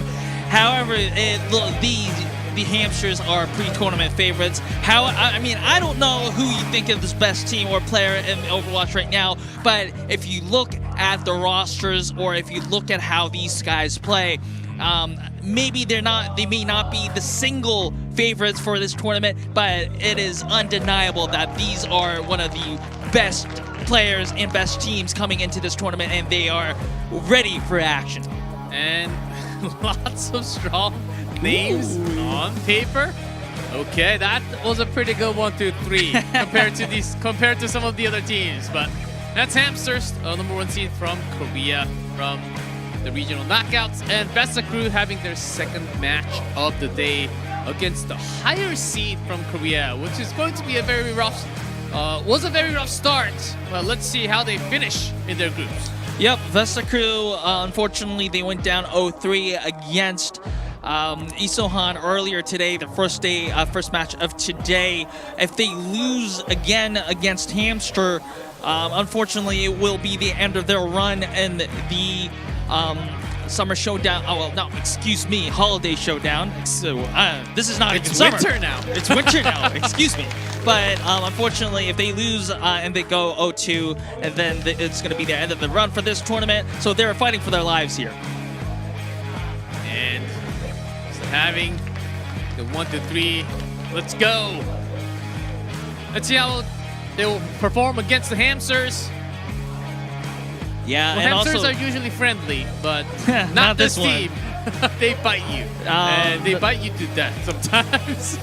not only Vesta Crew is fighting for their life in their tournament, they're also fighting for preventing a day of entirely 3 Overwatch, because today we've been having 2 3 Overwatches. Yes. So Vesta Crew doesn't want that to happen. As Vesta Crew against Vero, and this was real-time updated against Isohan. They just lost. And I was saying, okay, was that there before? But now it is. It is real-time update. It is a concerning trend for the side of Vesta Crew. They're getting swept 2 times in a row on their finals, on their Japanese qualifier knockout finals against Feral, and now against Isohan on the start of the day. They do not want their recent matches full of 0-3s, but we will see if that is going to be the case, because Hamster, they are bloodthirsty. This is well, if you look here, it looks like Hanbin is starting, so it's going to be proper Stalker, Hanbin, Fielder, Chio. A lot of the core roster members are going to be Team Korea from the Overwatch World Cup. Of course, they did not get what they were coming from in the Overwatch World Cup. They are seeking redemption and they want to win. A lot of chat and of course from the crowd saying Hamster's so cute. Well, I mean, but not when you face against them. They're not going to be cute anymore, guys. And as I can see, the best DPS, best tank, the world's best DPS, world's best tank, world's best support line. 안녕하세요. They've got it all. But let's hear from Hamsters first. 리그에서 델러스표에서 탱커로 활동했던 한빈이라고 합니다. 안녕하세요. 저는 햄스터 팀의 힐러를 맡고 있는 치오라고 합니다. 저희 햄스터 팀은 일단은 그냥 친한 선수들끼리 하다 보니까 모이게 됐는데, 저희가 멤버가 좀 워낙 이름 많이 날렸던 선수들이라 많은 기대를 받고 있는 것 같긴 한데, 그 기대를 받는 만큼 저희가 해야 될 것 같아서 열심히 노력하고 있습니다. 원래 저희 햄스터 팀이란 이름이 사실 그냥 스토커의 이제 강력 추천으로 햄스터로 하게 됐는데, 사진까지 귀여운 걸로 구해와가지고 그걸로 하게 됐습니다. 로고를 봤을 때는 뭔가 햄스터라서 귀여운 건 좋은데 너무 하찮게 귀엽길래 오히려 반전 매력이 생각하고 좋았던 것 같아요. 뭔가 갯모에? 라고 해야 되나 있어가지고 괜찮은 것 같습니다. 메리트랑 서먼이 이번 대회에 참가할지는 잘 모르겠지만 만약 오게 되면 이소환을 이기고 싶네요. 견제되는 선수는 딱히 없고 그냥 약간 제 자신과의 싸움이라 생각해가지고 그냥 제가 좀 더 잘했으면 하는 마음이어가지고 없는 것 같습니다. 오투랑 처음 했을 때 콘서트 갔을 때가 좀 가장 어려웠던 것 같고, 저희가 워낙 좀 기복도 있고 무엇보다 컨디션 관리 같은 게 조금씩 꼬여서 그냥 저희끼리 말려서 좀 힘들었던 것 같아요. 그때 이 대회 참가하기 전에 그때 좀 안 좋은 모습 많이 보여드려서 죄송했었는데, 그래도 다들 괜찮다 하고 많이 응원해 주시고 이번 대회에서까지 다들 응원해 주시니까 정말 감사드리고 다시 원래 모습으로 돌아올 수 있도록 열심히 노력하겠습니다. 감사합니다. 네, 저희 햄스터 팀 로고가 이렇게 귀여워서 응원 많이 해주셔서 또 감사하고, 햄스터 로고에 맞게끔 또 깜찍한 플레이 보여드릴 테니까 많이 응원해주세요. 감사합니다. Alright, that was a very, I guess, blunt interview because they were talking about themselves not being at their best, but hopefully Hamsters, if they're at their best, this is a very, very scary team. Just look at them, proper Stalker, Hanbin, Fielder, Shio. The name tags on this roster is so heavy. So it's going to be the ultimate test for Vesta Crew, whether they can hold that or not. This is a totally, as you have mentioned, on the world-class level team. And world-class level team gathered together. Of course, they did not get the best from the World Cup, but still, the output from any of these members, I'm quite scared. And totally a tournament favorite. As Hamster, I don't exactly remember between the two members, but they said they will show cute Hamster plays. Oh, well. But I don't exactly know. I don't know if you're talking about the same definition of cute. Well, I mean, if you have your teeth bloody and all that, maybe I don't think that's necessarily cute. But, well, we'll see how it goes. Well, I'll spoil out here. The first map's going to be Lijiang Tower. Hanbin, I think like Hanbin and Fearless is going to have kind of share a lot of playtime. But for now, I think Hanbin is the safe starter for this one, because Hanbin not only can play the Sigma, because he's traditionally an off tank, but he can also play the Doomfist as well, so he can actually do the dive compositions as well. Also, the Ramatra is also in his hero pool, and like, yes, if you have like a specific moment where you want to play like the Winston or something like that, maybe Fearless can come in. But for now, Hanbin has that flexibility that makes it gives Hamsters a lot of options. And here, I see Mizuhiro there. He was the GM for Team Japan in the Overwatch World Cup. So a lot of famous members in the Japanese community coming here. Vesta Crew with Daisy Undersea, Leon Optrix, Yoon Epic. No changes from the first match. I just hope that they're not mental boomed here from the first match. Yeah, I don't think so. They were actually enjoying the atmosphere even though they were losing 0-2 at the moment. And of course, even after the match, I think they're also taking this as a very much of a learning experience against some of the best talents, Overwatch 2 talents in the world, which happens to be a lot in Korea, of course. So Daisy Undersea, they did show some really great moments, especially from the DPS line. I think really from the first match, what they should have took was that, okay, our tank is oftentimes getting focused way too much. Maybe we can take this to the side or have some type of different team comp that we can excel on, but it all depends on the practice. If they have something else in the sleeve, I think it's right now or never to pull it out depending on the map. Or maybe just go back to what works the best. Let's see if it works against Hamsters. But once you lose the first forefront, the very first fight, if you're losing into ult charges, then it just slides downhill from that moment. So I don't exactly, I'm not the one to like toss comments on what they should do, but you know, I think they should just they should give their best. Yeah.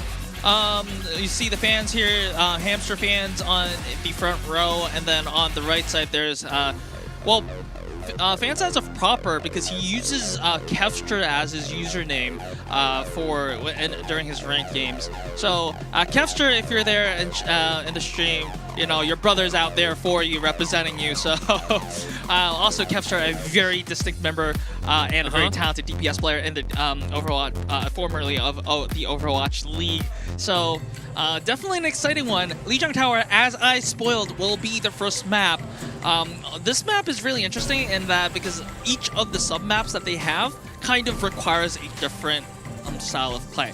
If it's Control Center, a lot of Rush is played, a lot of Symmetra is played as well. So I mean, usually these days, Symmetra goes with the Rush composition. More of a brawly composition is more dominant here. And Gardens, it's some more airtime. Yeah, and then some of the, I guess, more mobile compositions like the Doomfist, the Echo kind of comes in. Sometimes even the Pharah comes into play. And then on Night Market, it's kind of like a mix where the Sigma, the Doomfist, and even the Rush is all kind of viable on this map. So it's really interesting to see what... I mean, I think Hamsters should be able to play all the compositions that Lijiang Tower has as popular with. My question is whether Vesta Crew does have that flexibility, tactical flexibility to make the plays happen. Well, let's see as we get into Lijiang Tower first map. As do see a lot of chat rooting for Vesta Crew. See what they can do against Hamsters. We will see.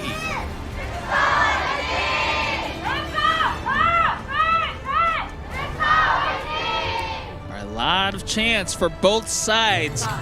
Hamster looks like they are going with the Sigma Rush with the Bastion. And Vesta Crew going with mostly dive composition, the Winston dive. This is not a good composition for Vesta Crew.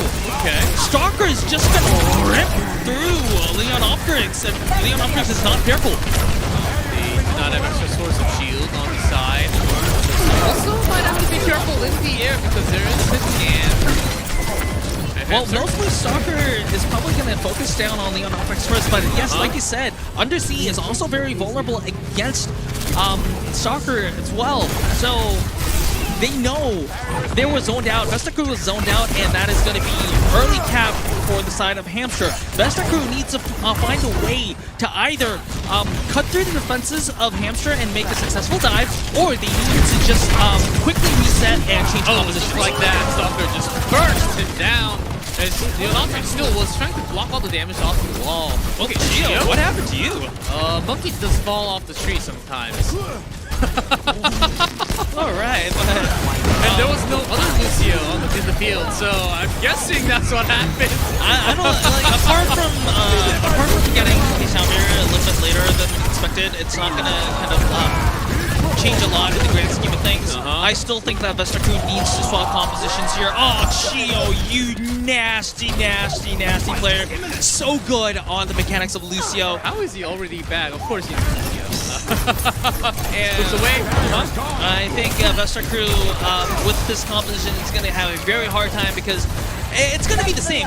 With or without ultimates, Hamster during that configuration turn on Stalker will have a lot of pressure on the Electrics. The Nano will be there, but it's just going to mow down. And this is what's going to happen. With or without the ultimates, the configuration will have enough damage to tear down Leon Optrix. Like, Leon Optrix is only going to be alive when he has the primal rage. Now, that's a real machine. I don't know exactly what Vesta Crew can do. Maybe Echo could be better in terms of DPS. A little bit better. So, Doomfist is going to fare a little bit better against this composition. However, it is still going to be the same in the sense that on the configuration turn, Leon Optrix is going to be under a lot of pressure. This is going to be last fight territory if there is going to be one. And you need to jump and make the cross right before Sound Barrier early on. Undersea is down. Vesta Crew actually made the back cap happen, so the round is not over yet. But with so many members falling from the side of Vesta Crew, it looks like it's going to be a foregone conclusion. The Hamster is going to take this point back and end this round. And with overtime, let's make the touch for a split second, and that's going to be it with Echo. Okay, he did, but it's still overtime, and no one else can actually barely touch the point, and Hamster 100 to 13. It was not 0, but Vesta Crew, they could not really cross the bridge. Yeah. There was a line in between. I mean, the only reason, I don't want to discredit Vesta Crew so much, but like the only reason that they even got 13% was that it was a back cap. And the composition mismatch was so bad that it just, like, even though Vesta Crew had a lot of good, like, mechanical moments, they were never even able to take advantage of it because there was such a big mismatch on the composition. The Bastion just tore apart the Winston, and even though the Doomfist fares a little bit better, in theory, it means, like, it's just a little bit better, not means that it can actually win or take advantage of the Hamster's competition.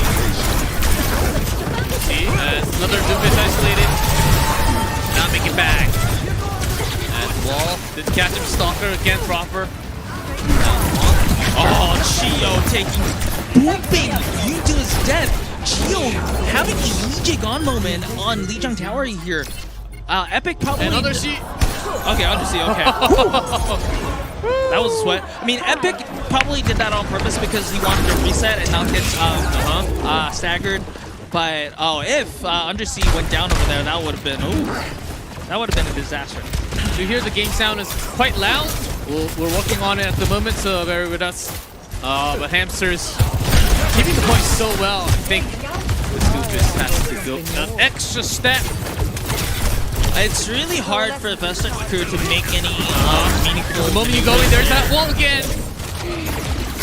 Because you see, especially with Hamster already having control of the point, all that Vesta Crew can do right now is to send Leon Optrix with his jump, and then what Sakura's gonna do is he's gonna wall him, and then that's gonna force out the power block, and after that, unless Vesta Crew, the rest of the Vesta Crew can collapse onto Hamster, it's just gonna be Leon Optrix being a shooting target for shooting practice target for Hamster.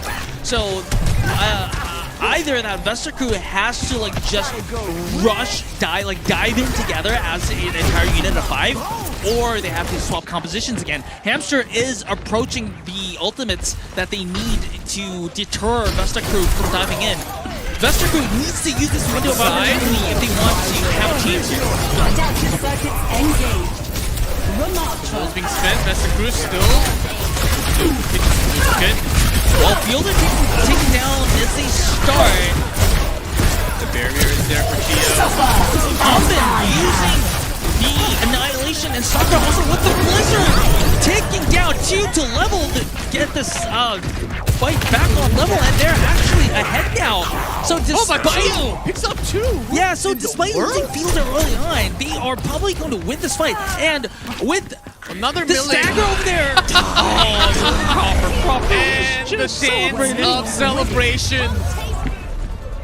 A Doofus comes in a little too late, and that is going to be it for Hamsters. Getting a 2-0. Wow, what a impressive performance from Hamster. I think Investor Crew played pretty well, but I think they're just exposing the weaknesses that I've been concerned about, like before the start of that match. Remember, I mentioned that Hamster has the strategic flexibility for them to play any kind of composition or swap to accordingly to the situation. Whereas Vesta Crew, they don't have that much flexibility in terms of their compositions. So they have a strategy that they prepared. Unfortunately, it did not go well. It did not go well against what Hamster provided. Oh, nice. Nice cosplay again. And that sign reads Stalker, the best DPS in the world. Yes, you're parred up. And didn't even need the nano from Hamster's side, as they actually had Moira there. As Vesta, I think they really need to find another way to break through. It's becoming harder and harder Exactly. to go off of their own spawn. I'm keeping on thinking what Vesta Crew needs to do for them to turn their fortunes around. I don't know, to be honest. It's very difficult.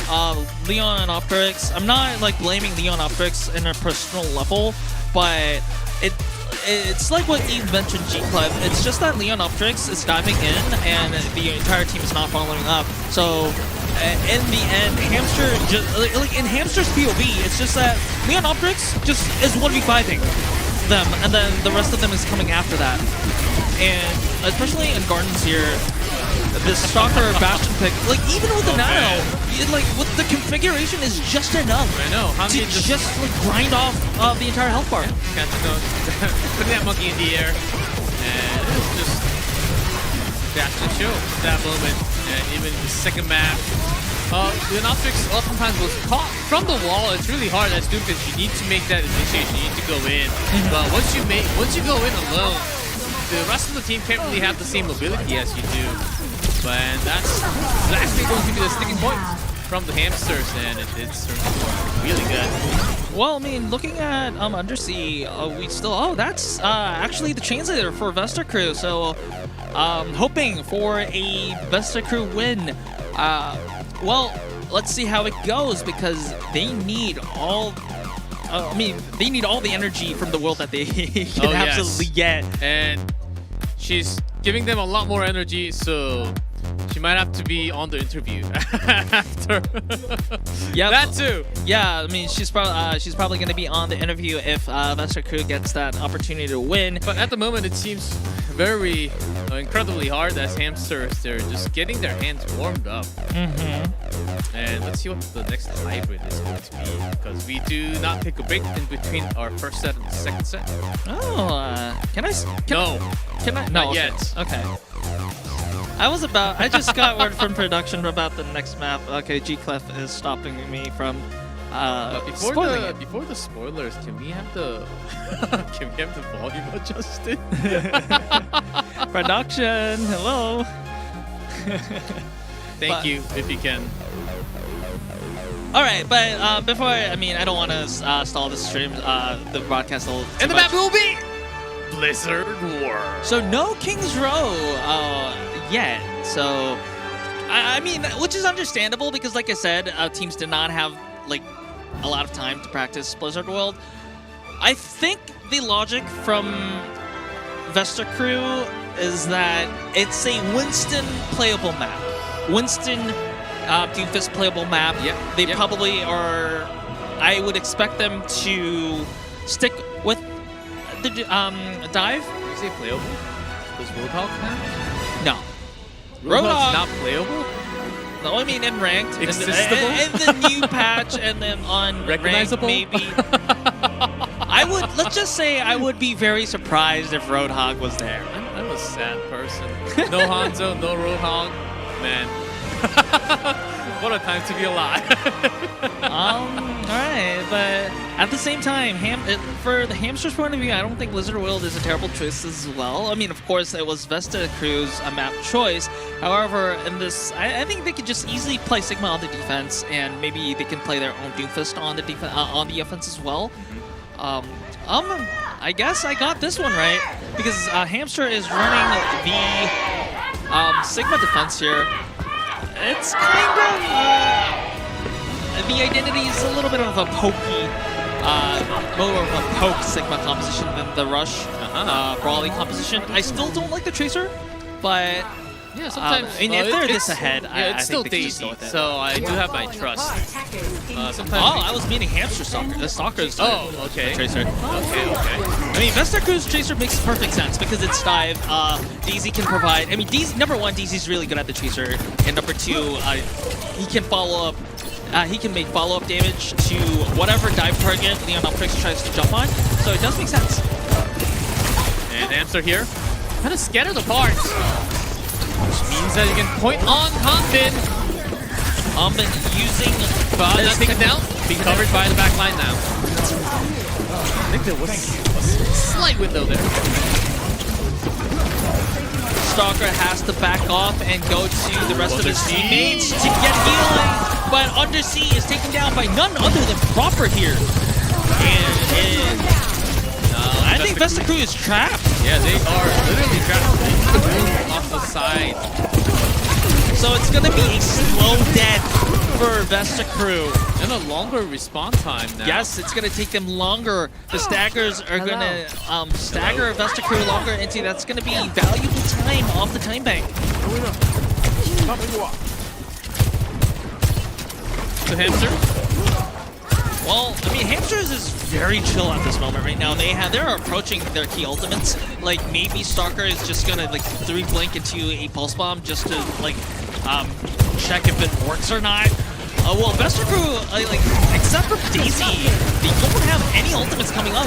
Maybe you with Stalker. Let's see. This is what I was talking about. Like even though if the composition is not like the best composition to play Tracer on, like. If you can do that, then it's not even gonna matter. Just block the door, close the gates while they were exiting from the world. I mean, they sure bought the ticket to the Blizzard World, right? Well, maybe it's not the fast pass. Yes. They need to pay extra. Well, I mean, they only got to the entrance. They bought the cheaper ticket, and they can't make it through. You know. What is the? Oh, this is the Hearthstone one, right? And then you have to go all the way to point B for the StarCraft attractions. Apparently, Vesta Crew didn't buy the tickets for the StarCraft attractions. Not yet. Daisy trying his best to be a nuisance for Hamster, but not really. Early down on Winston. But this has to work because a little bit. If this doesn't work, Hamster are going to have a lot of ultimates online. Still has the rage available. Oh, Daisy gets picked off from Stalker. Well, at least the rage was safe. Only Nano. I mean, I think that's a good thing, maybe, because like even though if Leon Optrix use the primal rage, it's probably going to just like delay the inevitable. So. I don't know. Maybe what the Vesta Crew has to do at this moment is that they just have to press all 4 ults just to get point A. Even if they do succeed, I mean, I think Hamster should be okay with that. Like, number one, they have 3 ultimates that can compete with the 4 ultimates that Vesta Crew has. And even though if they do concede point A, Vesta Crew would probably not have any resources to fight after that. So even if they do end up conceding point A after Vesta Crew uses all 4 ultimates, still, I think they'll be pretty fine. Yeah, let's see. And the one who enjoyed that 1v1 Tracer duel once again, there is one stuck, and that is Stalker, you bad man! On the back line. What can they do? The monkey pops. It goes Undersea do not duplicate. There's the pulse bomb, but rage. 10 seconds left. On the ground, and Leon Optrix. Can you touch? 5 I don't seconds. think anyone think can so. touch. Oh dear. Lucio tried. Yun did try, but it was still way too high up in the air. That will be a full cap from the Hamsters. Yeah, full hold from the Hamster side of Vesta Crew. If they concede one single tick, that's going to be the end of them, at least in Blizzard World, and that is going to be their backs on their walls. Remember, if you get 2 losses here in the first day, you're knocked out. And I don't know, that's definitely not a good feeling. Humpin'. I mean, I think that's really good read of gameplay. Like, they didn't necessarily have to use the Gravitic Flux, but by using the Gravitic Flux, they just it just stalled them Vesta Crew so much longer. And after that point, Vesta Crew probably didn't really have a chance unless they used all 4 ultimates on that last fight, but they got picked one by one.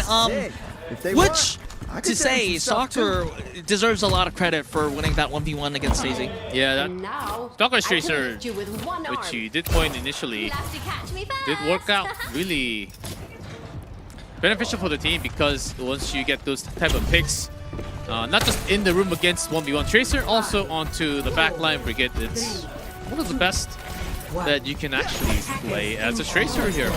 Hey, interesting composition from the side of Hamster here. They're running the they're running the Queen, they're running the Bastion, they're also running the Tracer. So this is I don't know. I think this is just like a specific counter to the Winston.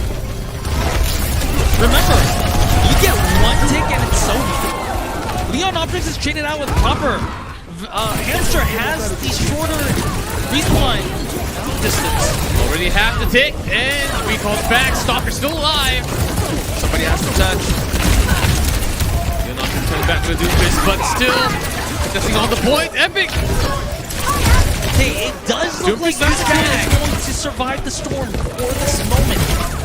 Unless Stalker has a say in it, but at least for the moment, it looks like Vesta Crew is stabilizing a little bit. Almost got very low. Daisy healed up, or maybe that was the recall. I didn't see because it was off screen. However, the fight is still going on.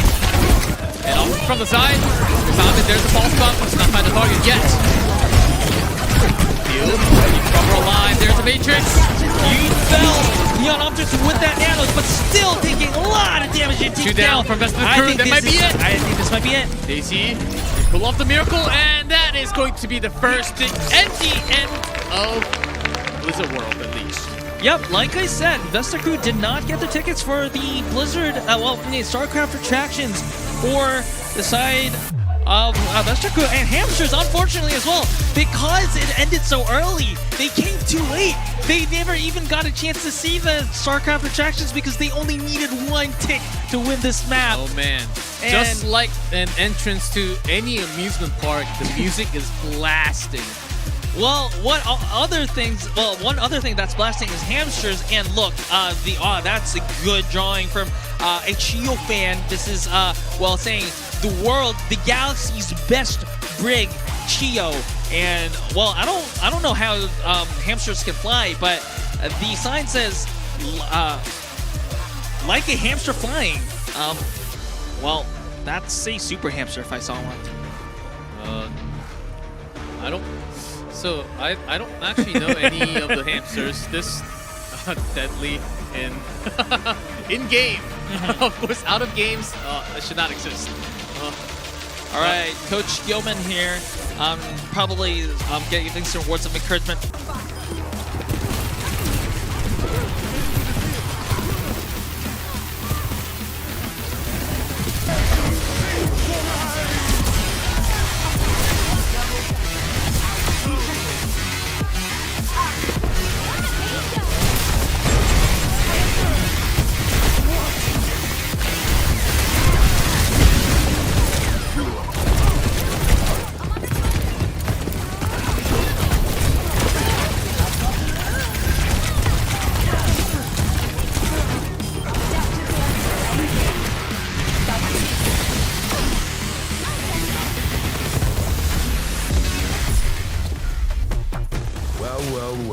There's a bunch of enemies over there.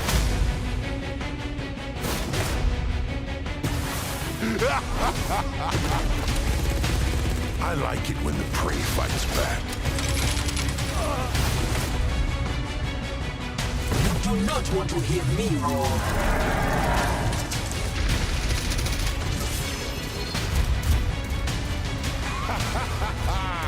Try and stop me!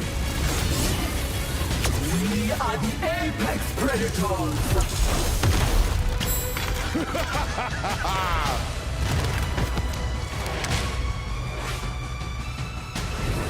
You will not be tased again. I am a sly and stealthy hunter.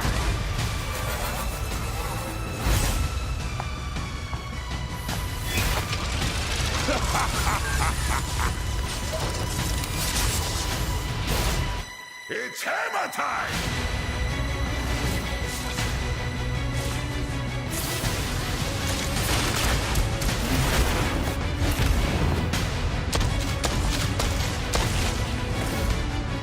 A steady blade never falters. Blast it!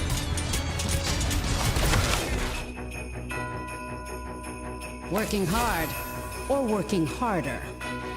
Let's go sledding. I've always wanted to try that. A most impressive display. Let the festivities begin!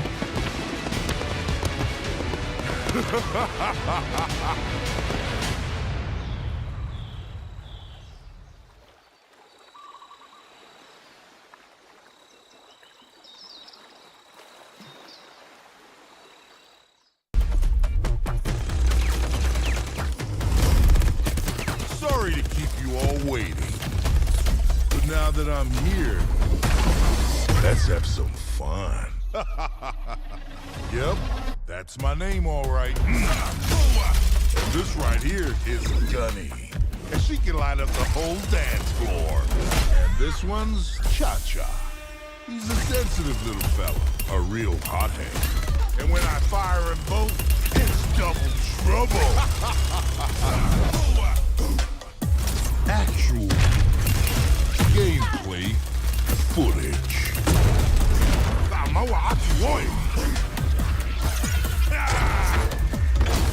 Going so soon, I'm gonna miss ya.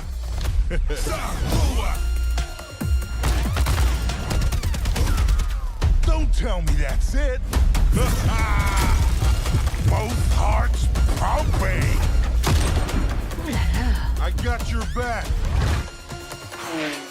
For now.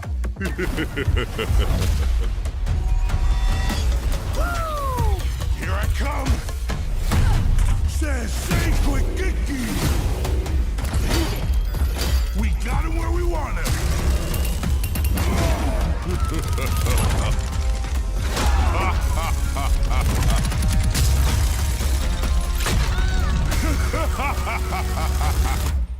Unbelievable.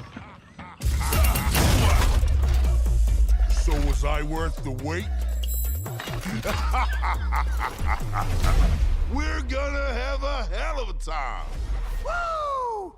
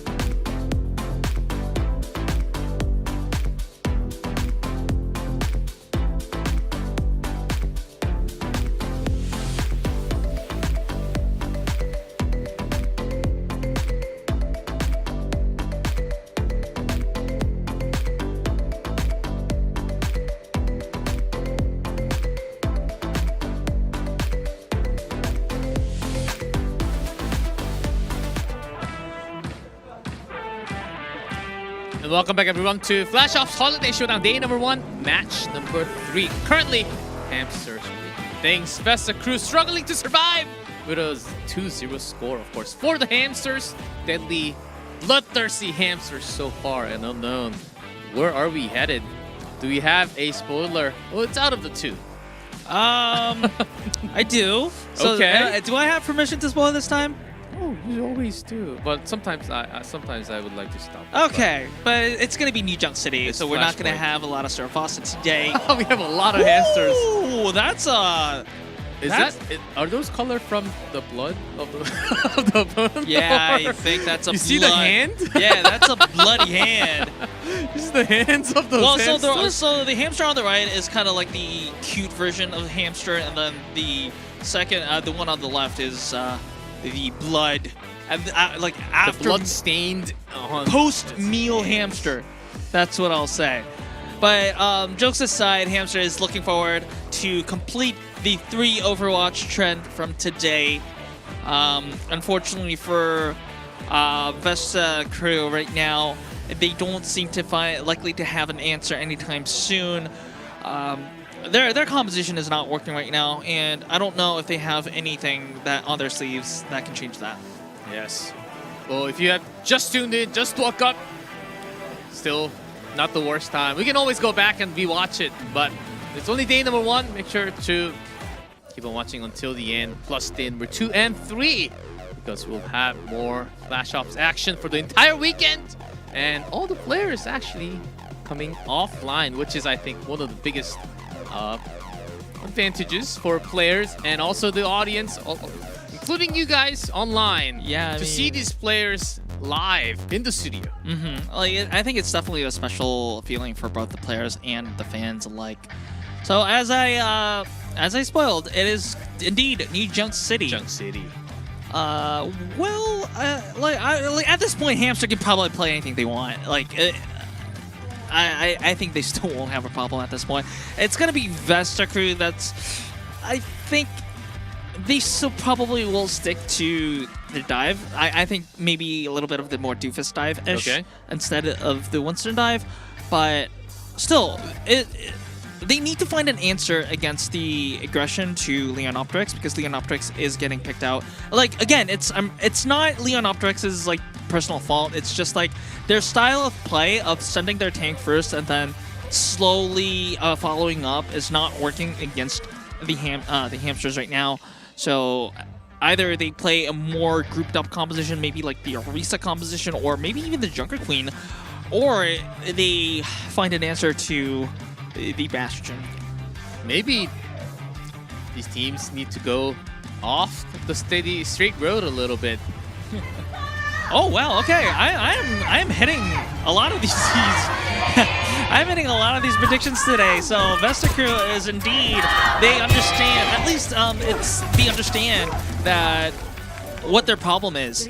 So that's a very bright start. A Hamster, again, they're just playing whatever they want. Like, we don't usually see a lot of Lucia Mora with the Sigma. This is usually what we see with the Ramattra composition. But again, Hamster at 2-0, at like comfortable 2-0, they just play whatever they want. And Vesta Crew, this composition looks a lot more sense. Like, it's not like they're sending Leonoptrix to do 1v5 first and then do a 4v5. And this is going to be a more grouped up composition. And with the Orisa, but Young gets picked up early. And Stalker with the push, with less sustain. They like the push where it hurts the most. And Hamster's taking one big lead with winning this early team fight. Yeah, I mean, once again, like, the composition for Vesta Crew made sense, but that does not necessarily guarantee them a win. Vesta Crew moving towards the Ramattra rush also, which makes sense, which makes actually more sense than the Orisa against the Sigma composition. However, if you look at the ultimate charges, the changing compositions means that you have to give up a little bit of your ultimate charges, and that might possibly mean that they have to give up one more fight or two. Caught the rotation, off to the side. Now, Electrics on Ramattra. Okay, Stalker taken down early. Other C with the headshot. But the Coalescence from Fielder is zoning out Vesta Crew and taking down Undersea with that Blizzard cast. And exactly. Blizzard's not doing a lot of work. Leon Optrix under a lot of pressure, actually going down. So despite using the Blizzard, Vesta Crew is going to give up once again another fight, and Hamster is probably going to secure the first flashpoint. Yep, man, another on the Daisy. Following up with Yun. Final death. And the first point going to Hamster with that long respawn. Now going into the second point. The good news for Hamster. Flashpoint. Better news for Hamster. What is it? The good news for Hamster is that they won everything with only just the Coalescence. So they will be having all their key ultimates. Like, it's not that look at Stalker's ultimate right now. Everyone except Stalker and Fielder. Well, Fielder definitely used his ultimate, so that's like obvious. But Stalker didn't even get a chance to charge his ultimate because everyone died before he can have a chance to actually deal damage. So I think what Hamster is probably going to do is that they know that key ultimates will be coming from Vesta Crew, so they're going to just pull the trigger before that. Okay, first trigger from Yun. Vesta Crew, even with that, could not really, could come into the point at least. Tombin finding a flux target, and that will be, but get the barrier at least, but maybe survives for a split more second. Yeah, sound barrier was pretty okay, and saved Daisy for a little while. But then at the end, Hamster just sheer forcing their way. I know. There was no other source of protection other than the barrier. Daisy was left alone on the side. And what's also really sad on the side of Vesta Crew is that Leon Optrix used. I mean, I am because it looks like this is going to be a 3 Overwatch once again. Leon Optrix, he already used the Annihilation and the Coalescence, lost that fight. Second Coalescence, mind you, but Fielder is taken down. Daisy using the overclock, maybe to zone out or threaten, but Proper says it's his turn. Chio takes down Daisy with a headshot. Proper taking down Leon Optrix with that overclock, and Vesta Crew has to regroup once again. One more stagger, and it's gonna be point B secured. Second flashpoint probably secured. Even if there isn't any staggers, it's probably gonna be last fight territory for the second point, and I don't think Vesta Crew has the tools to make that happen. Let's see if Vesta Crew can make the right rotation. Oh, and there's the rotation. There is that headshot from Proper once again. And caught off. Hambin might be dropping from this point though. Okay, there's a chance. This is a good start. Leon Optrix taking down Hambin. You still have the Coalescence. Does not. Stalker finds some time. Find a kill. Stalker is taken down, but the point is conceded. So I mean, I don't think that this is necessarily a C9, but still, they used the one fight that Vesta Crew won against Hamster. They still did not get the objective. Remember, this is a game. Yes, of course, winning team fights is very important in this game, but in the end, what wins you games is the objective. Can Daisy really make the play? Or Undersea pull off some amazing Blizzard placement? And Leon Optrix surviving from the tank. And another point slightly in favor of Hamster here as they take the first zone in possession. Okay, there's a Blizzard. Undersea, that was a good wall and a good Blizzard. Hambin taken down. Good play from Undersea. They have to win this fight without using any further ultimates. Okay, Blizzard from Stalker and Epic Toss. Oh no. 2-2 traded. You win that. A Daisy caught off guard from the side. Had no extra tools to guard the point. Has 23% for now. Still contested. So Undersea did kind of, I guess, stall a little bit from the flip and managed to get 31%, but I don't think that's really much going to be a problem. But I think what Vesta Crew did really well is that even though they lost that fight, they extended the fight long enough to lure out a lot of the ultimates from Hamster. Now, yes, Hamster does have both support ultimates online. I think what should probably happen is that they start with the Coalescence, they follow up with the Annihilation, so they trade 2 ultimate for 2, and then Daisy cleans up. That's what probably has to happen. Annihilation from Leon Optrix. Oh, but Epic uses its own sound barrier. Finally, Chio matches that sound barrier. Daisy using the overclock as well. So Vestager definitely has to win this kills fight. so far. No kills whatsoever from other teams. And the skirmish continues. Vestager, they're able to push him aside. Down. Is down. Proper takes that headshot. Vestager uses all the resources in the world, but still is not able to take down Hamster. So Hamster is going to flip this, and with 60% on the line, this may be the end of Vestager. It almost seemed possible, and it was so close too. And it all came down to Daisy versus Proper getting with that one long distance headshot. Is there an answer to a Stalker Blizzard here? I don't think 78%. 80%. This means less than 10 seconds, almost like 10 seconds-ish. Epic down, that's bad news. Yeah, no Vestager, speed boost too. No, because it's 92%. Vestager still has to come in. They still, but Daisy is down. Odyssey is down.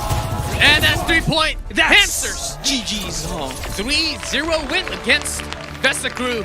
And Vestager will not be making it into the last day, as they already played twice in the group. But what a display offline here, as they did go up against a very, very strong team. #1 seed from Korea. Yeah, this ironically also locks in Isohan as at least second on Group A. Yeah, depending on the result between Hamsters and Isohan. Yeah, so that's going to be the seed determination First, match. second seed determination from Group A. But Group A is already locked in now. So it will be Hamster and Isohan that will be moving on to the bracket stages of the Holiday Showdown APAC Finals. But let's talk about this match a little bit. Hamster, they looked scared. I'm kind of terrified of what they were able to do overall as a team. And I don't even know who the player of the match will actually be, because they were all good. Not just good, they were all superb in the level of play. And I don't think they even displayed 100% of what they were able to do. Yeah, and on the other side, Vestager, yes, they will be exiting this tournament with 2 losses. But I just want to give them like a heads up, a shout out, because everyone knew that they were not going to be tournament favorites coming into this tournament. However, they showed the fans they were here at LAN. They deserved to be here after a very tough Japanese qualifier knockout, and they showed the world how their potential could be. This team can keep their heads high. Like, they went against the best teams in the world, and although they did not win, they put up a respectable performance. Yep, as we have to have the player of the match, it is going to be a Stalker.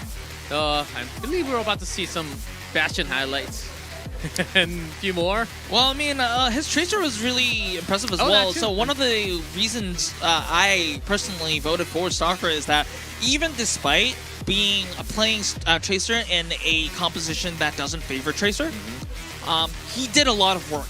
So remember when I said about in the Sigma composition with the Tracer has to either make individual super plays or will be isolated. Stalker made those kind of super plays happen. And also there is that Bastion that we've been talking about. Like, he had Leon Optrix's number. Yeah, we'll start from here, from Lijiang Tower, and then move into Blizzard World, and the third, Yuuzhan City. Stalker as the MVP, as we'll get to hear from him in the interview.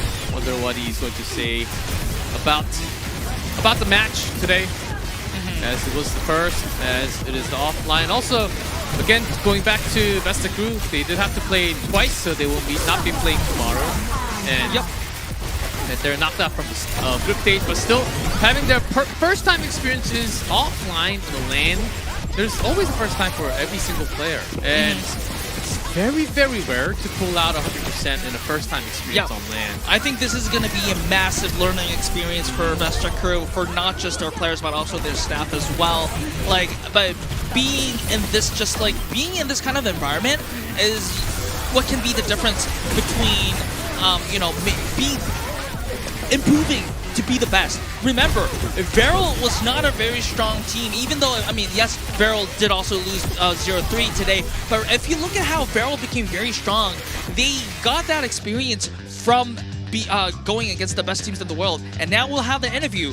It looks like it's gonna be Chio on the interview. 2023 오버워치2 플래시옵스 아시아 왕중왕전 오늘의 마지막 경기 함께 했는데요. 햄스터와 베스타 크루의 경기였습니다. 3대0으로 아주 깔끔하게 햄스터가 승리를 차지했습니다. 우리 햄스터의 치어 선수와 함께 얘기를 나눠보도록 하겠습니다. 승리 축하드립니다. 감사합니다. Congratulations on your win. How do you feel? 먼저 승리 소감부터 부탁드릴게요. 일단은 좀 깔끔하게 이긴 것 같아서 기분 좋고 그냥 재밌게 즐겼던 것 같습니다.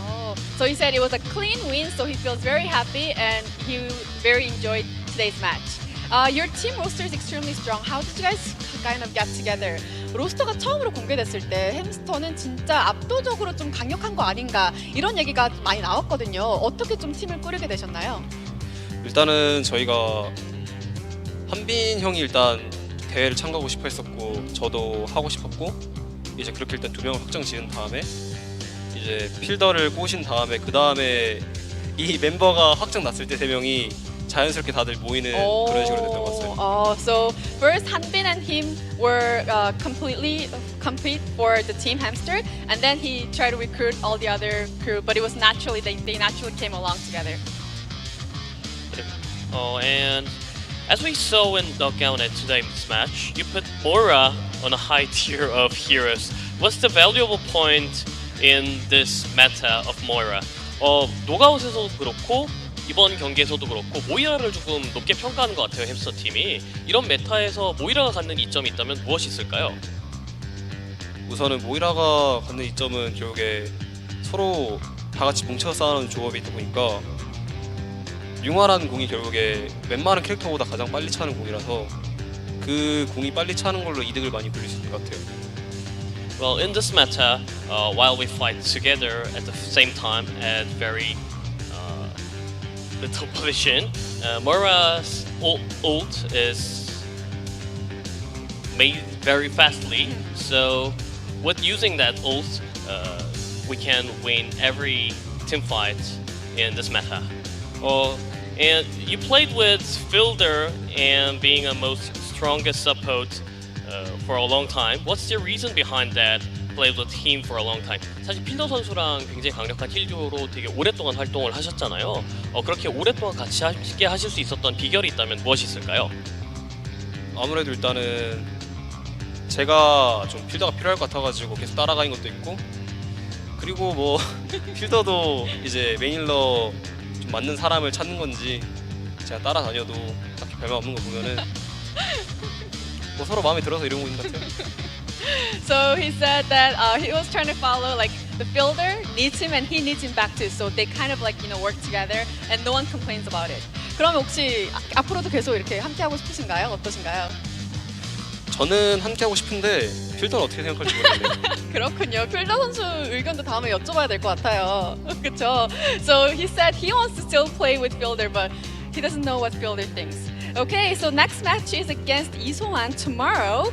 Could you please say a word to them? 자, 이제 다음 경기 바로 내일이죠. 이소환이 기다리고 있습니다. 근데 이소환이 오늘 1매치 끝나고 인터뷰에서 긴장을 좀 하셔야 할 것 같다, 햄스터. 이렇게 말씀을 하셨거든요. 선전 보고 가만히 있을 수 없잖아요. 또 카메라 보고 한마디 해주시죠.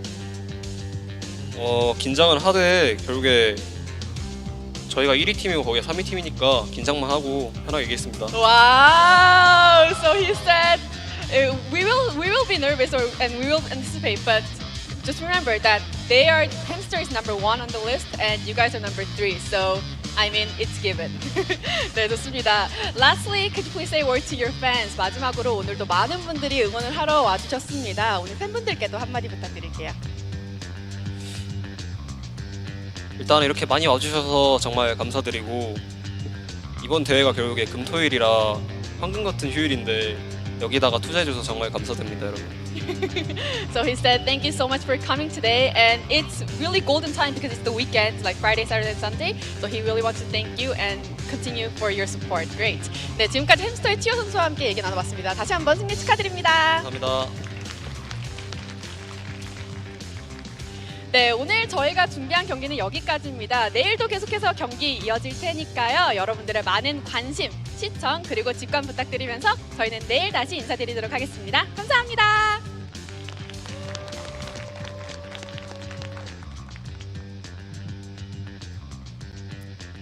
All right, it was a day of 3 Overwatch today. Vesta Crew, well, unfortunately being the victim of 2 0-3s against Isohan and Hampshire, whereas O2 High School prevailed 3-0 against Feral. I've been watching the community, and I've had reports of community favorite Bad Pachimari cursing Beryl because Bad Pachimari predicted a map win for Beryl. I'm not blaming him, but it was pretty funny though. Oh yeah, so this is the updated standings after all the matches today. We do have 3 more matches coming up tomorrow, and Daph did not play today, of course, because Vesta Crew was playing twice. But Daph will be playing 2 matches because of that reason. So depending on that result, it's gonna shake a lot of things for Group B. A lot of things already decided for Group A. It's about that first place, second place seed. As you can see, both number 1s on the left. And the next setup match is starting from Beryl versus Daph, Hamster versus Isohan. Crazy match coming up, and then O2 High School versus Daph to finish off the group stage. Well, that's I'm sorry to cut you off there, but this is going to be a very hype match. Some entertainment, some more entertainment, and extreme entertainment in day 3. Yeah, I mean, the first match is really going to be important. It's probably because this is going to be the decider match, the likely decider match for the second place, which is the cutoff for the bracket stages. I mean, Daph, if they win against Feral and they win against O2 High School, things get a little bit complicated. But assuming that O2 High School will be playing to the performance that they did today, which is very terrifying, Feral versus Daph is probably going to be the decider who's going to be on that second place in Group B. Yeah, we'll be having a lot of exciting moments and did see a lot of chat asking, when is Hamza versus Isohan? Well, that's tomorrow, guys. Right in the middle, right there, as you can see from Game 5. And that's going to be one hype match from Group A. Might be seeing that again in the knockout later. Yeah, I think this might be the potential final match. Like, I mean, I'm not trying to single out O2 High School as being the 3rd best, but there is a high possibility that this match may be what we will be expecting to see in the grand finals. Yeah, somewhere in the grand finals, and we'll see what happens here. Unknown House, day number 1. I think this is kind of what we expected. I was at least expecting a few more maps, to be honest, in day 1. I didn't expect, same. I didn't expect 9 maps. Maybe I was expecting something like 10. 10 or 11, that was my guess too. But indeed, the hamsters are pretty dangerous, guys. Watch out. If you see a hamster or if you own a hamster in your house, how's a hedgehog? That's why I have no pets. No, my hedgehog is very peaceful. All right. What if the hamsters change their logo to the hedgehog? No, but he only gets pricky when I bathe him. All right. So it's not. Well, maybe I should watch out. But anyways, but it was overall it was a very entertaining series of matches. Like we saw some of the, I guess, former Overwatch League players that have been playing in, overseas, and, I guess, in Korean fans' point of view, right? And having them back on stage in Korea and having them play in front of the fans must have been a very special experience for both the players and the fans, and I really like the vibes. We haven't, unfortunately, we're in a studio that's very near to the venue. Yes. But we could have definitely feel the energy even from here. So I want to see more of that coming in the next 2 days. Also, not just the Korean players, we have the Japanese players also, Daph coming into the studio and also playing. So very exciting times as we will continue. This was only day 1. We only had 3 matches, a lot more matches coming up throughout the weekend. So make sure you tune in and continue to support all the teams, all the players that you love. But that's it. It's going to be it for us for today. Thanks for watching FlashOps Showdown APAC as we go through day 2. And the final day, we'll have 2 more days of action. So make sure you stay tuned. But for us, that's going to do it. Thanks for watching, and we'll see you next time.